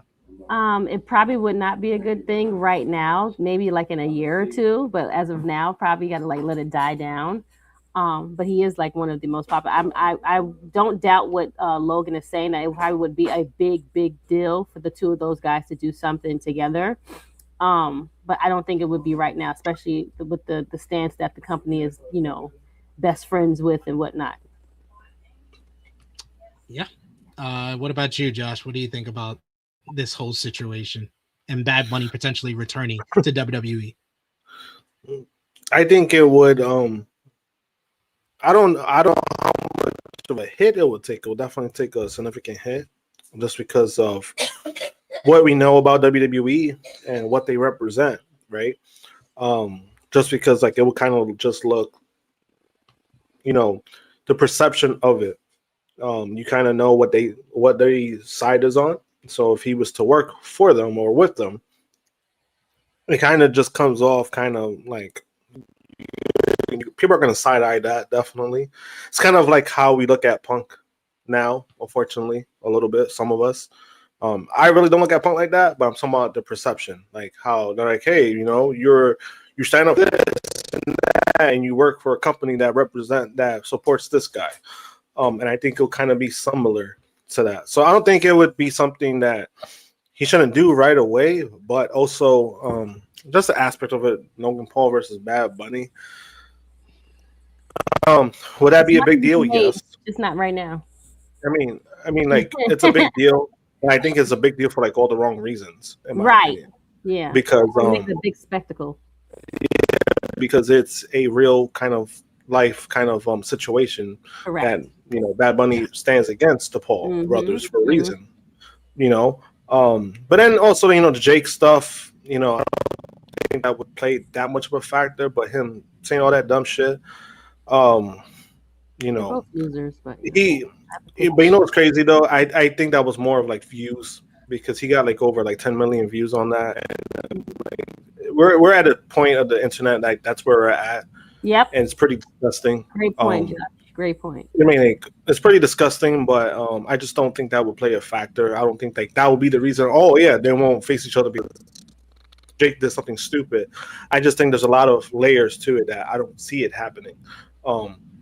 Like probably ever. But that's just my opinion. Standing, knowing what I know, it could happen like like Krssi said, a year, 2 years from now. Like we never know. Like if things are better, things are settled down. But yeah, you can even do it in Puerto Rico. That would be great. Nowhere else. If you're gonna do this match, don't do it nowhere else but Puerto Rico. I promise you. That'll give a lot of people a lot of shit to talk about. You have the same setup like you did at the halftime show. Here. The same setup. That would be great. The same setup. I'm telling, and that's how you would have to set it up. All right, Primo, come meet me down here. We can have this whole shit happening. Come meet me on my turf. I don't want to go meet you nowhere else. Come down here. Yeah, and that was a great performance, by the way, for Bad Bunny. Man, I love that halftime show. It was amazing. It was a beautiful display of his like culture and just different generations coming together. Like Ricky Martin being there, had a whole bunch of like famous actors being a part of there, like Jessica Alba, Pedro Pascal. I didn't understand any of it because I don't speak Spanish, but the music is good. Like it's fun. But I think that's what people. It's the vibes. Like it's the vibes. Yeah. Like I don't, and then it made me go and like read and understand and learn and see what the hell he was talking about. He told you, I had too much to do it, so I understand, but I think it was a great showcase of what he did. I wanted to be tree number 57 in the back, you know what I'm saying? Just stand there. Yeah. Because even Bad Bunny, when he was in WWE, like the stuff that he did, I thought I was skeptical at first, just because I was like, oh, like another celebrity, But you can see he generally cares, like he fucking loves. And I think like that really helped it, like that really helped it. So like I wouldn't be against seeing him again. Like I really wouldn't be against seeing him again. Like if it's WWE, it's WWE.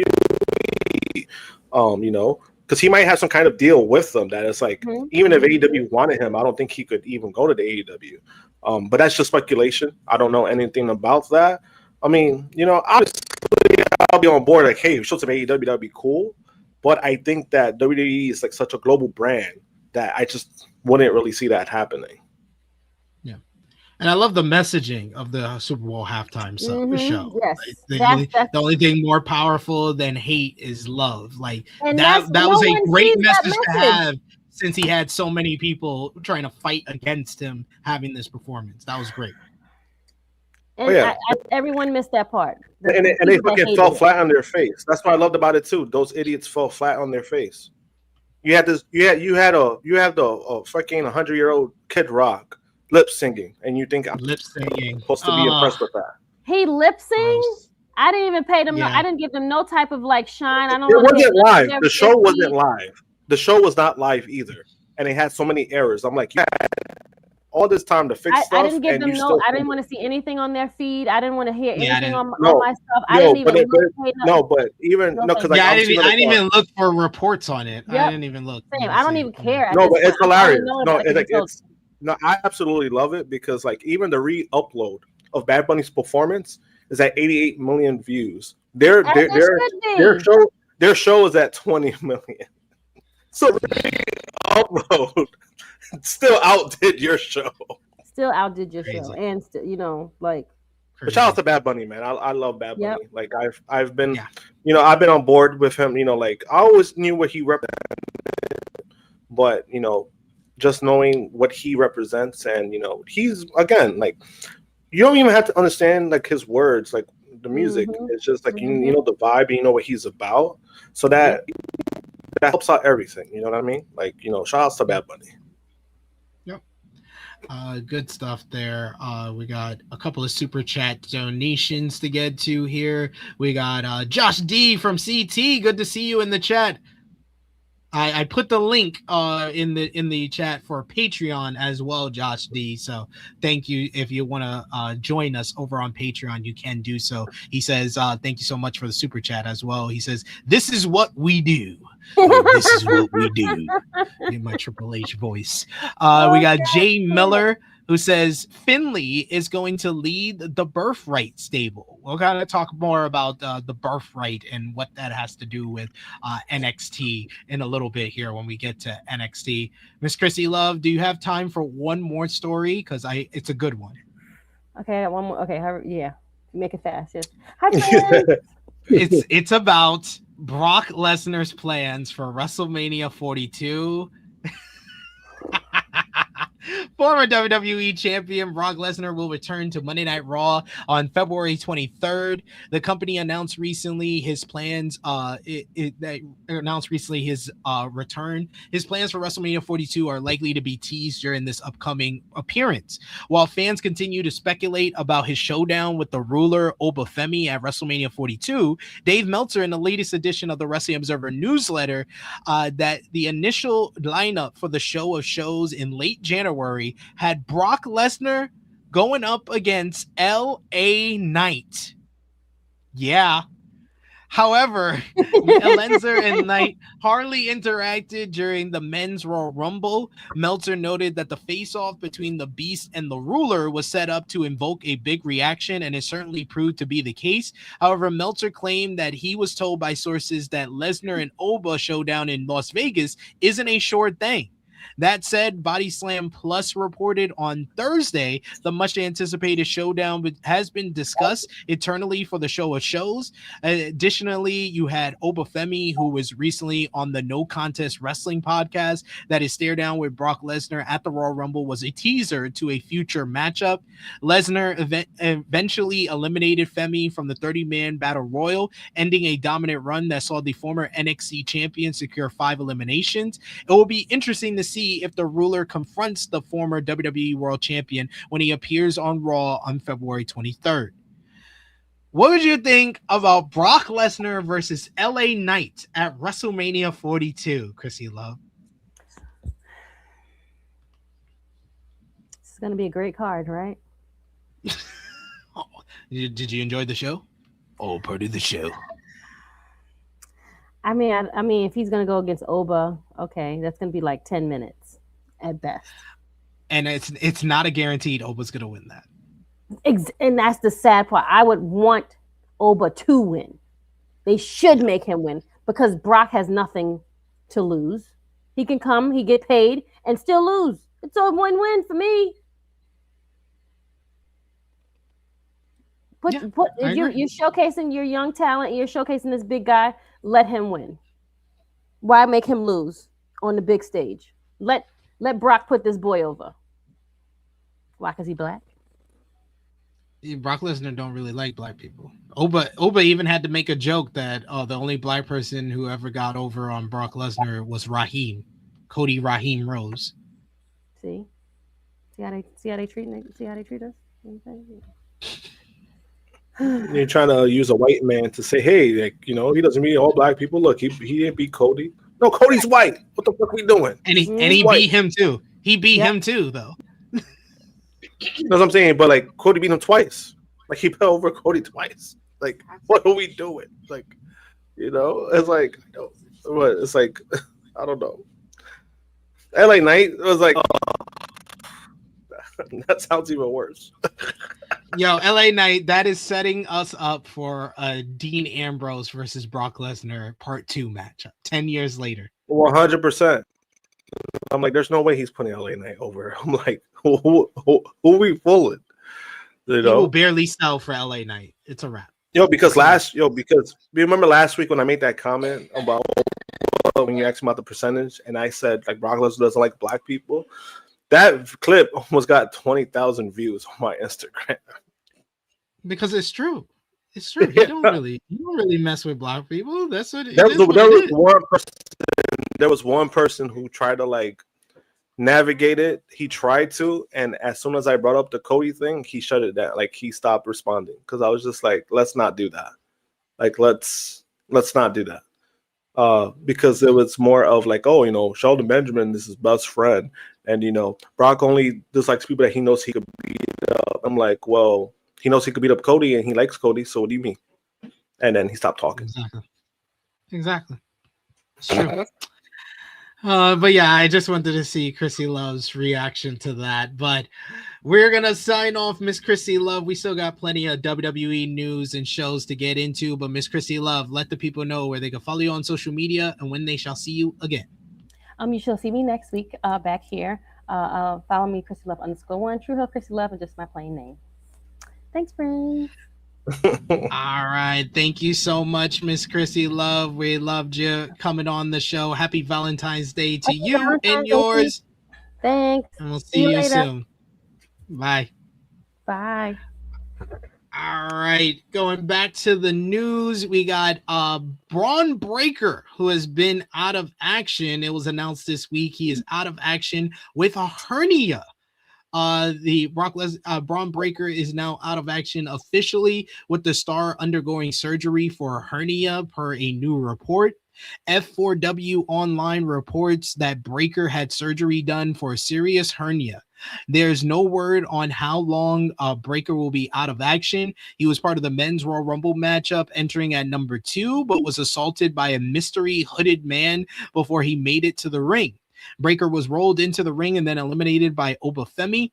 Breakker appeared on Monday's episode of Raw following that and went on a rampage, destroying much of the ringside area before LA Knight came out and attacked Logan Paul and Austin Theory of the Vision.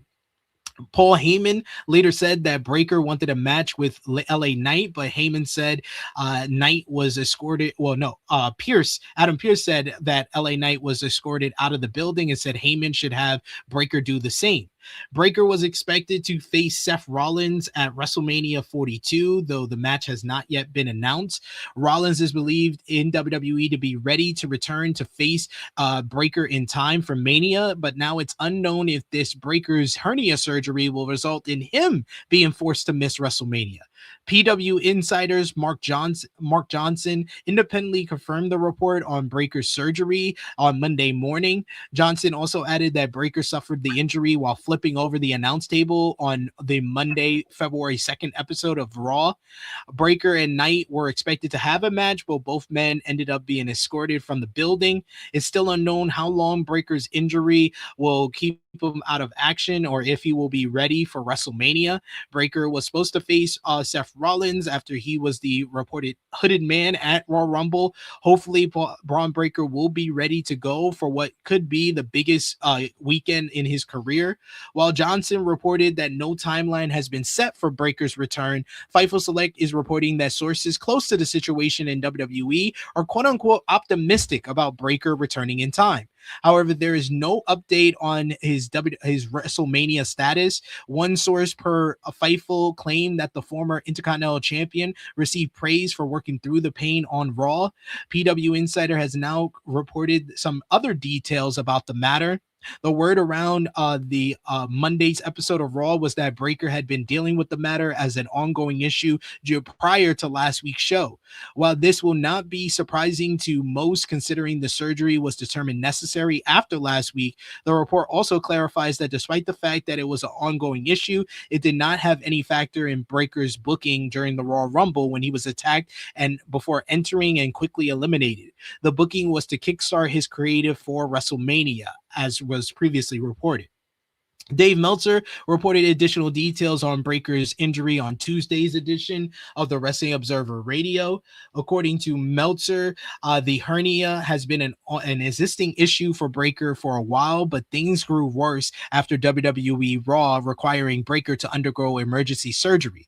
Meltzer stated that he has had this issue for a while and he had been working with it, and then it got bad, and then the day it got bad. He needed emergency surgery, which was, just a couple of days ago. So that's actually what happened. I don't think it was deadlifting. I'm not exactly sure what it was. While reports indicated that Breakker flipping the announce table on Monday Night Raw caused the flare-up, Meltzer speculated that it may not be the case. He said that it could be similar to Kenny Omega. Kenny Omega was one of the ones who I don't think he knew he had it, and then he's a tough guy and wanted to make his booking similar to Terry Funk, and he was on like TV the day before, Meltzer said.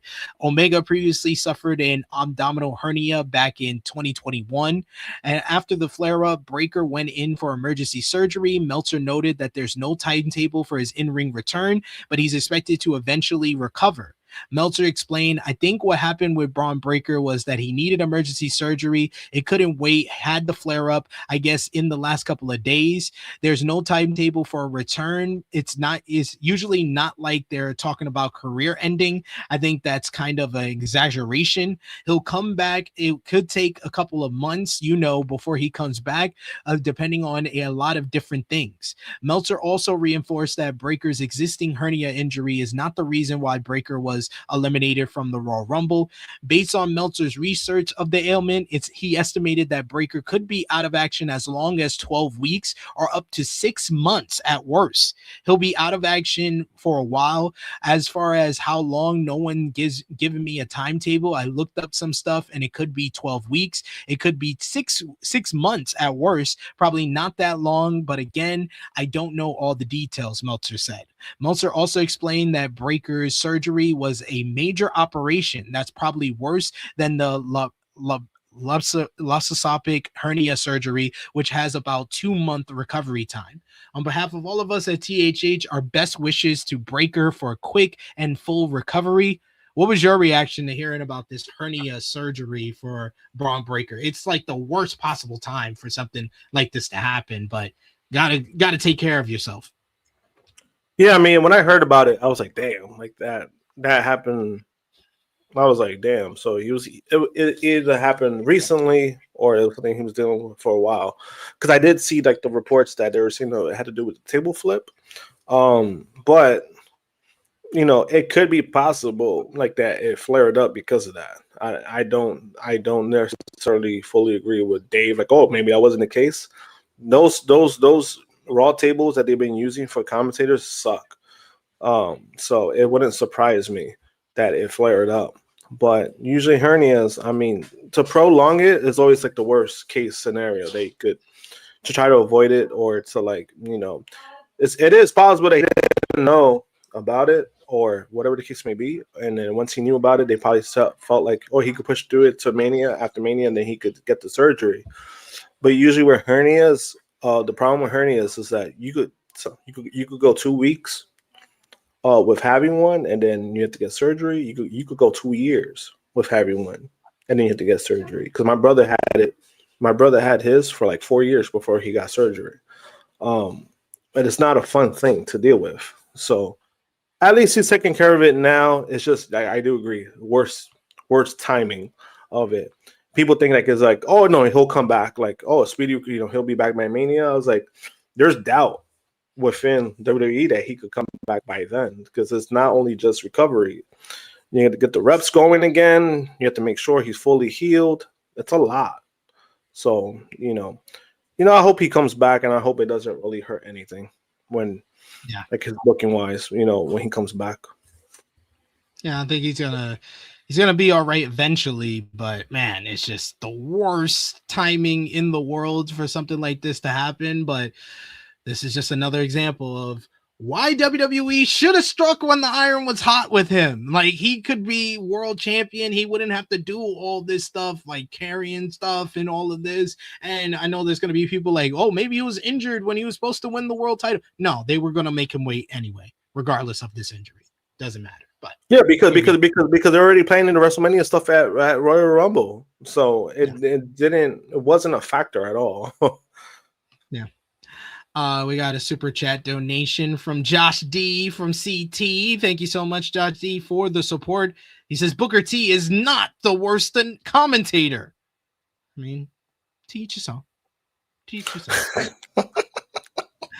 Other WrestleMania news and plans. Becky Lynch and AJ Lee, of course, announced their matchup for Elimination Chamber, and we could be heading towards a rematch at WrestleMania 42. According to the Wrestling Observer newsletter, WWE's eternal plan has to have the two women facing off in a rematch after their Intercontinental title matchup at Elimination Chamber at Mania. Meltzer noted that WWE's eternal plan since late January was to have Lynch and Lee face each other at Elimination Chamber, followed by a rematch at WrestleMania, adding that he was told that it would make sense in the end. Lynch currently holds the Women's Intercontinental Championship and has been a position as a central figure on the weekly television. By placing the title defense at Elimination Chamber, WWE can explore the dynamic between the two without closing the door on a larger follow-up at WrestleMania 42. Becky and AJ have never shared a long singles program on the main roster since Lee's original departure from WWE in 2015. Speaking of the women's scene, though, there is even more news in regards to WrestleMania plans for the women's division coming out of this week. Several different plans regarding the WWE Women's Championship has also been reported. Former WWE Women's Champion Bianca Belair has been out of action since suffering a broken finger back at WrestleMania 42 last year. Now, Body Slam Plus has an update on her return status. Self-made Ibu of Self-Made initially reported that Belair is expected to be part of WrestleMania 42 in some fashion. Body Slam Plus later confirmed that Self-Made's report is accurate and that Bianca Belair will be involved in the premium live event in some fashion, or wrestling or non-wrestling. Additionally, a source indicates to Body Slam that Belair is currently on an internal list for a tag team matchup, which has no return date. The report doesn't specify if the tag bout would take place at WrestleMania 42 or not. Also, another source informs Body Slam that Belair's rehab and recovery process have been rough, having never seen anything like it. Belair has been out of action for over a year and has faced multiple complications in her recovery, but it's said that she's maintained a positive mindset throughout the ordeal. The last time we saw Bianca Belair on television was at WWE Evolution 2025 in July, serving as the special guest referee in the no holds barred matchup between Jade Cargill and Naomi. Cargill picked up the victory in that matchup. An earlier report by the Wrestling Observer newsletter indicated that Belair was expected to be ready to make her in-ring return at WWE Royal Rumble 2026 in Riyadh, but that did not come to pass. A new report had other details on the WWE Women's Championship picture involving Jade Cargill. WrestleVotes Radio on Fightful Select reports that WWE has not yet determined the direction for the SmackDown brand. The current champion has now held the title for over 100 days, and she defended it for the first time on television against Jordynne Grace last night on SmackDown. The outlet reports that WWE has discussed many possibilities for the title, that both Charlotte Flair and Tiffany Stratton have been among the more pitched options to battle Cargill at the PLE. Stratton is the woman who Cargill beat for the title at Saturday Night's Main Event last November, and the former champion made her return in the Women's Royal Rumble matchup, making it to the final two with Liv Morgan eliminating her. I think I said it last week, or I said it on one of these shows. I think it needs to be Charlotte Flair if Bianca's not back in time. That's the only person who makes sense to me, not Tiffany Stratton. You've done that match enough, WWE. I'm here to let you know. Yeah, and I know a lot of people won't be happy with Charlotte, but why have somebody with a prominent match? I mean, or prominent details, man. I mean, it is what it is. If you can't figure it out, then what do? You don't have her on the card? I don't know.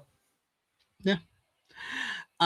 And then final piece of WWE news, two ones. We got an injury report, another one involving Chelsea Green. She was ruled out of the AAA mixed tag team title match last Saturday with Ethan Page, and it was informed all Ego via FaceTime that she wouldn't be able to participate due to an injured right ankle. This led to some questions regarding her status. PW Insider reported that WWE sources believe that Green suffered a bad bruise, but but didn't break her foot or ankle. Fightful Select has now confirmed the same, reporting that it's a sprained ankle. However, there will be a follow-up to assess Green's injury. The report also states that Green was received a wealth of support backstage following WWE Unreal, in which Michael P.S. Hayes said that her role is effectively to elevate the likes of Tiffany Stratton rather than be a top star herself.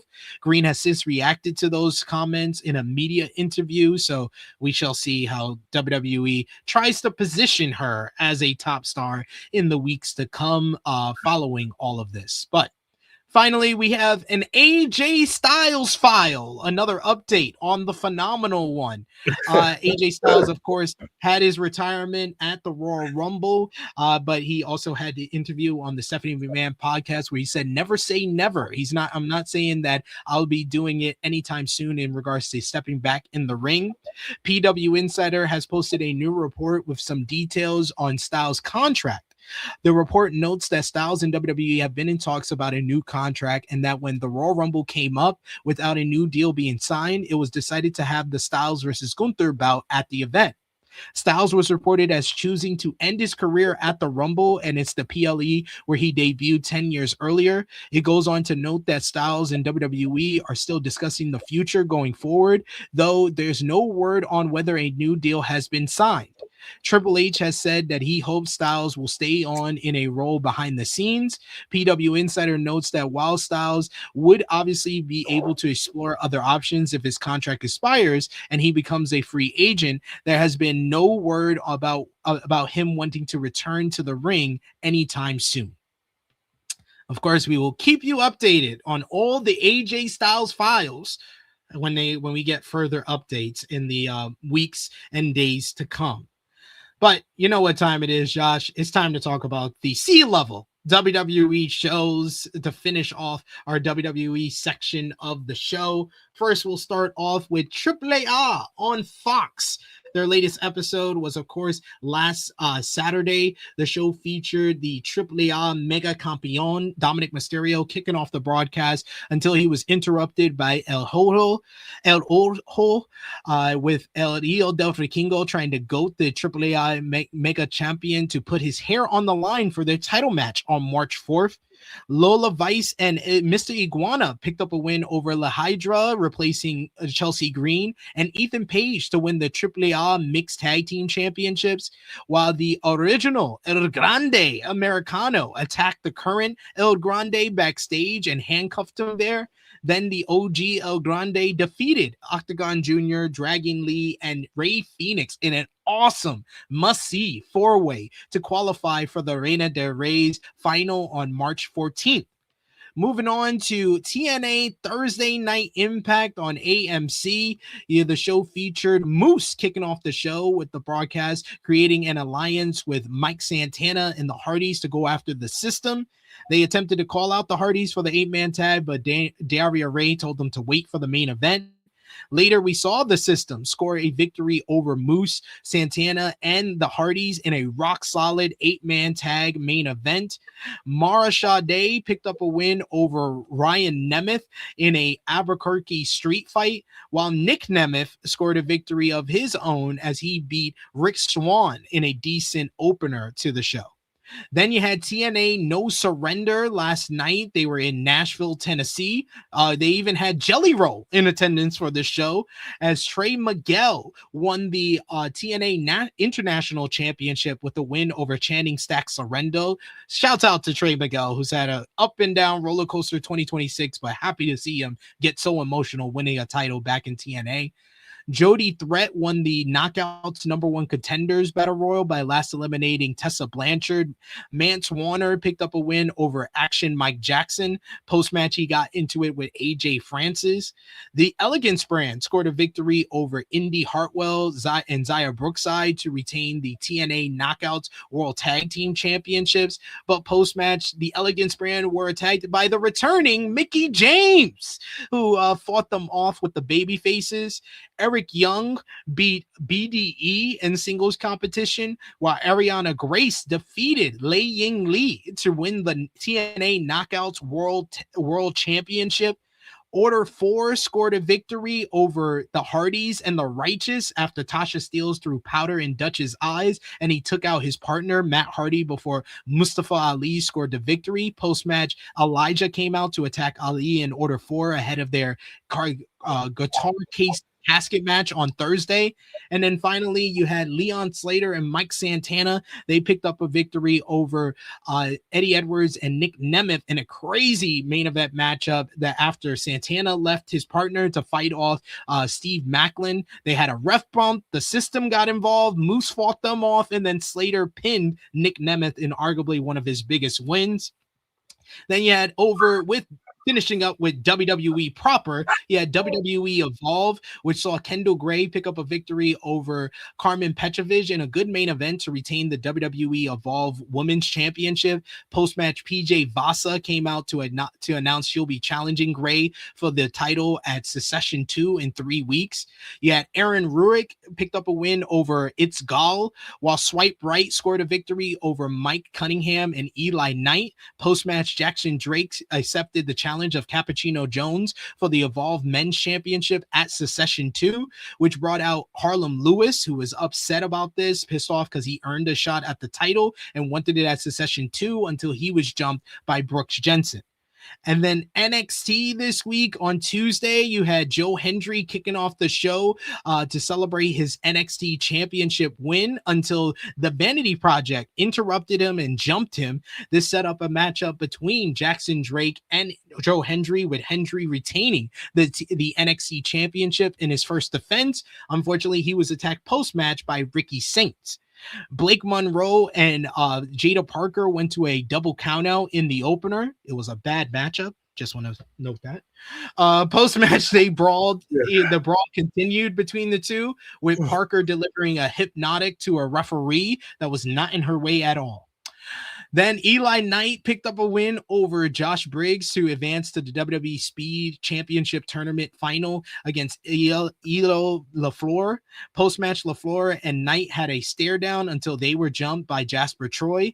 You had Dark State. They had an in-ring promo where they were interrupted by the Culling, OTM, Hank and Tank to call their shot for the tag team titles, leading to a brawl with all the teams until Tony D came out and took out the remaining members of Dark State.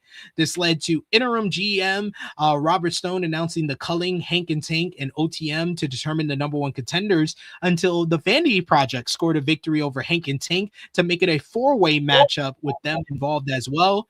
And then Zaruka beat Ren QCC in a good main event, with Sol Ruka pinning Kendall Gray to become the number one contender for the NXT Women's Championship in 2 weeks' time. So, and also of note for that event in 2 weeks' time, that has been canceled in Atlanta. They just pulled that from the Ticketmaster report. That event that was supposed to happen in the center stage, it basically got pulled. The issue is due to like local permitting issue, but they announced it and then they had to pull it from Ticketmaster. So very weird stuff there. So I don't know. And the final note, we talked about the Lexis King stable that a lot of people think David Finlay is going to be joining. We have a new report on that. Lexis King has been putting together an alliance on WWE NXT, and the company has filed a trademark application for the group's name. He has been teaming with Ariana Grace, Stax, and trying to recruit Charlie Dempsey as well as Uriah Connors. He has called WWE their birthright in segments. And according to Fightful Select, WWE has filed a trademark on the name Birthright. No word on when this alliance will officially begin using the name, nor whether any additional people will join the group, but it would make sense if like David Finlay was going to be part of that group, and he could be the star of the group because it has Lexis King as the leader right now. Yeah, I mean, I wouldn't want that for David Finlay in general. Well, no, he can be the leader of the group. You don't need to be leader. Yeah, probably the leader, but it's like, oof. Lexis King. Yeah, I like the kid, but man, I like the kid. I really like him as a person. I think he's a dope dude. I just don't think wrestling is it for him. I mean, yeah, I can see that. Short TNA news. TNA Impact last week did a great rating. They did 241,000 viewers, the most viewers that they had on AMC so far, and a 0.05 in the 18 to 49 demo. Were you surprised by that? Yeah, because they've been all over the place with their show. It's like, I thought the best show so far, in my opinion, has been like week 2. I thought that was like their best show. Since then, it's like they're like the booking's all over. Like the direction is like all over the place. And I'm like, how is like this shit is going up? That's just me. You know, I'm trying to be thoughtful, but it's just it's not great TV to watch. No, it's not. It's not. If we're being honest, it really isn't. Like, what are we doing? But yeah, that is all for the news bits from TNA and NXT. But it's time for Miss Krssi Love's usual favorite time of the show: best, worst moments and matches of the week. Josh, what was your best and worst from this past week? Best of the week. I gotta go with best of the week. I gotta go with I'm gonna go with Kenny Omega and Swerve. Just because of that opening segment, the promo exchange between the fellas and then the brawl. I thought that was great. Worst of the week. To go with WWE for that WrestleMania stuff. Like, you know, if you're down on it, you're having meetings about it, that doesn't sound good. You're having meetings of, hey, why are ticket sales low? And then you don't have a solution. You're going to keep the same price, but it makes no sense. You have a meeting, but yeah, oh no, we're going to keep the prices the same. Yeah. Stupid. It's stupid. It's idiotic. It's idiotic, but that's what that's the time that WWE been working on as of late. My best of the week is going to the 2 new champions on Dynamite. I gave it to Kyle Fletcher becoming a 2-time TNT champion and Thekla becoming the AEW Women's World Champion. I'm really happy for her because she's been a hit as far as like a character. She was made to be a character on TV. I think she's been really good for AEW so far. Yeah, I agree with that. And worst of the week, I gave it to Jake Lee for that awful performance in the main event at New Beginning.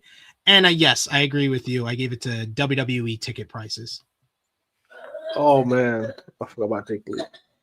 Yeah, Jake Lee. Yeah, I had to give it to him. I would give it to Gato too, but I already gave him LVP for the New Beginning review. The review. Yep. Moments of the week, I gave it to 2, and it both comes from New Beginning. 1, David Finlay's farewell. I thought that was a very nicely done farewell for him. And then Yuto Ice crying during Hiromu's farewell. Those are my 2 moments of the week. What's your moment of the week? My moment of the week is probably Hiromu's you know, his goodbyes, because like you said, he's the only one that they've done this, like he's won, and you know, it felt good. Like it felt like it wasn't like a sad like chapter that's closing. It just, you know, it's gonna be a new beginning, no puns intended, for Takahashi wherever he decides to go, because he has a lot of value. I think that benefits him so much. He has so much value. It's going to be interesting to see where he goes. I think he ends up in AEW anyway, but he still could play both sides. He could still hear what people have to offer. I think he's going to wind up back in New Japan. The way he was talking and the way this whole thing went down with his farewell, I think he's going to wind up back in New Japan. The way he's talking, it sounds like he wants to be back in New Japan one day. So we'll see. All right, and then we had matches of the week. I'm sorry, Josh. I watch way too much wrestling, so I have 20 this week. I mean, I figured. I'm not gonna hold you. I figured. I was like, yeah, I see it. I see it coming. Number 20, I went with Trick versus Phoenix from SmackDown. I gave that 3 3/4. 19, I went with the parking lot brawl from Collision. I gave that 4 stars. 18, I went with Definto, Hechicero, Volador Jr. versus Espionage, Neon, and Chelwa from CMLL. 4 stars as well. 17, I went with Atlantis Jr., Soberano Jr., and Averno. I went that with 4 stars. 16, Cody, Sammy, and Fatu from SmackDown last night, 4 stars. 15, Bishamonten versus TMDK from New Beginning. I gave that 4 stars. 14, Andrade and Gabe Kidd from New Beginning, 4 stars. 13, Callum Newman and David Finlay from New Beginning, 4 stars. 12, I went with Atlantis Jr., Teton, and Mystico versus Averno, Yutani, and Soberano Jr. from CMLO. I gave that 4 1/4. 11, I went with Ciampa, Roddy, and Claudio from Collision, 4 1/4. 10, I went with OG El Grande, Phoenix, and Dragon Lee, and Octagon Jr. from AAA. I went 4 1/4 for that. 9, I went with the Bucks, Private Party, Rascals. I gave that 4 1/4. 8, I went with Los Hermanos Chavez and MXM Collection. I gave that 4 1/4 from last Friday's CMLO. Deaf Riders, Don Callis Family from Dynamite, 4 1/4. I gave that at number 7. 6, I went with Thekla and Statlander, the strap match. I gave that 4 1/4. 5, Mystico and Templario from last night's CMLO. I gave that 4 1/2. 4, I went with Teton and Dorado from last night's CMLO. I gave that 4 1/2. Top 3, Saya Kamitani versus Starlight Kid from Stardom. I gave that 4 1/2.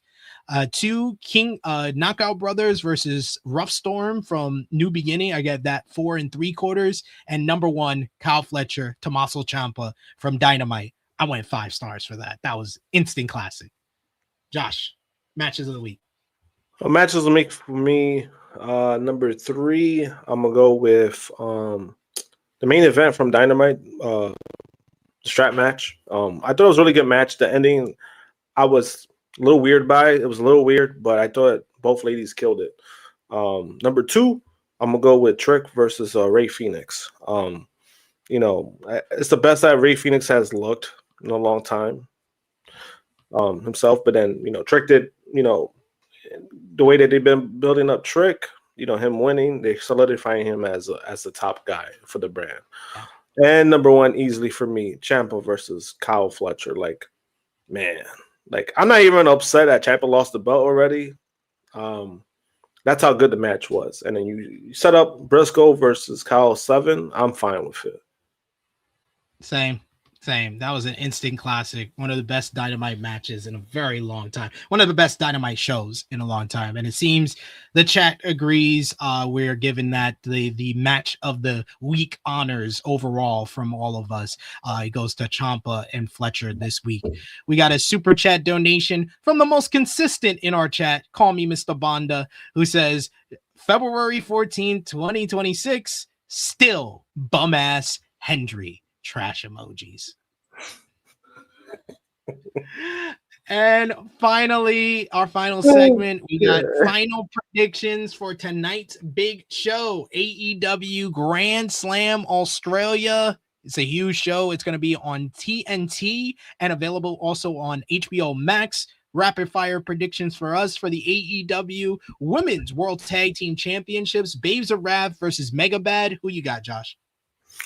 I got the Babes of Wrath retaining. I got Babes of Wrath retaining. Got to give Harley a win in her home country, and I think home country will turn out in the post match. I think Inspiration make their debut after the match. Ooh, damn. Mixed tag team matchup. Loser gets their head shaved. Timeless Tony Storm and Orange Cassidy versus the Death Riders. Who you got? I got Timeless Tony and Orange winning. It's who's pinned, right? It's the person who gets pinned, right? Yeah. I think it's gonna be Yuta.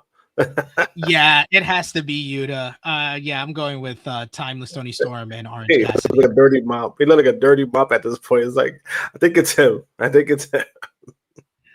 Then we got one of the most anticipated matches of the night, Hangman Adam Page versus Andrade El Idolo. Winner receives an AEW World Championship matchup at Revolution.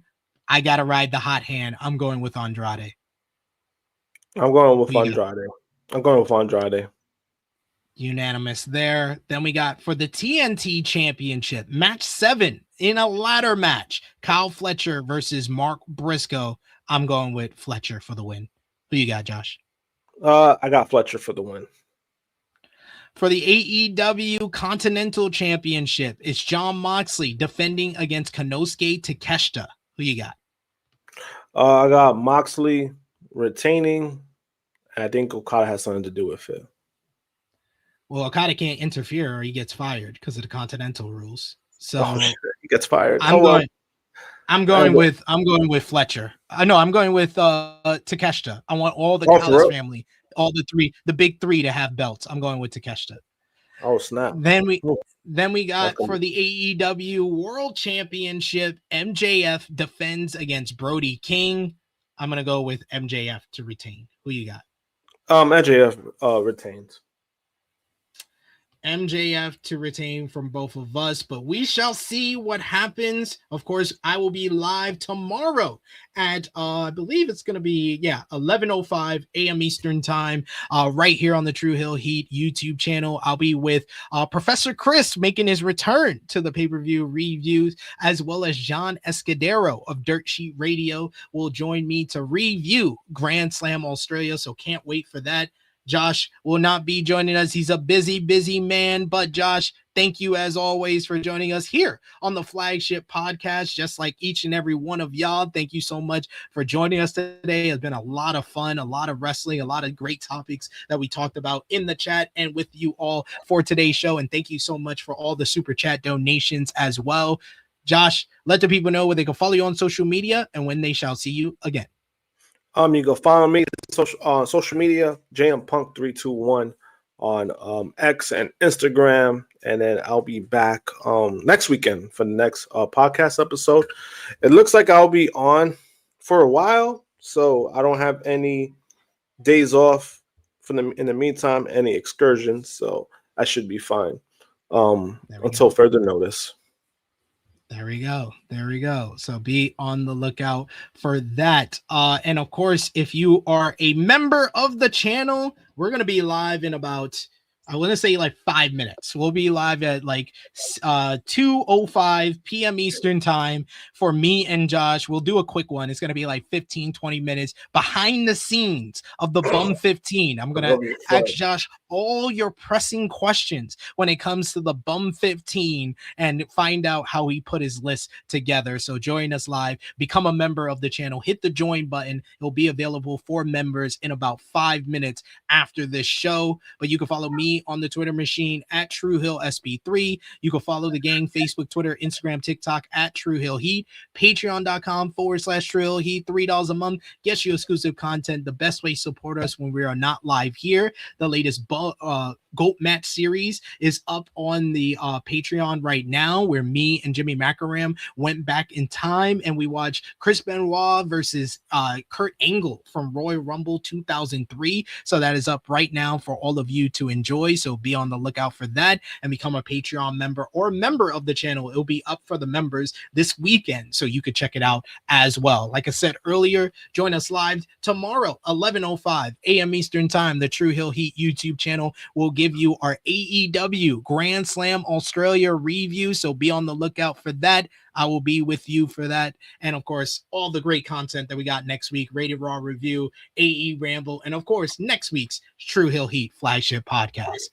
For Miss Krssi Love, for the True Draw Josh, it is me, your Tru Heel Phenom, SP3. This has been Tru Heel Heat 368, controversy and criticism. We are signing off until next time.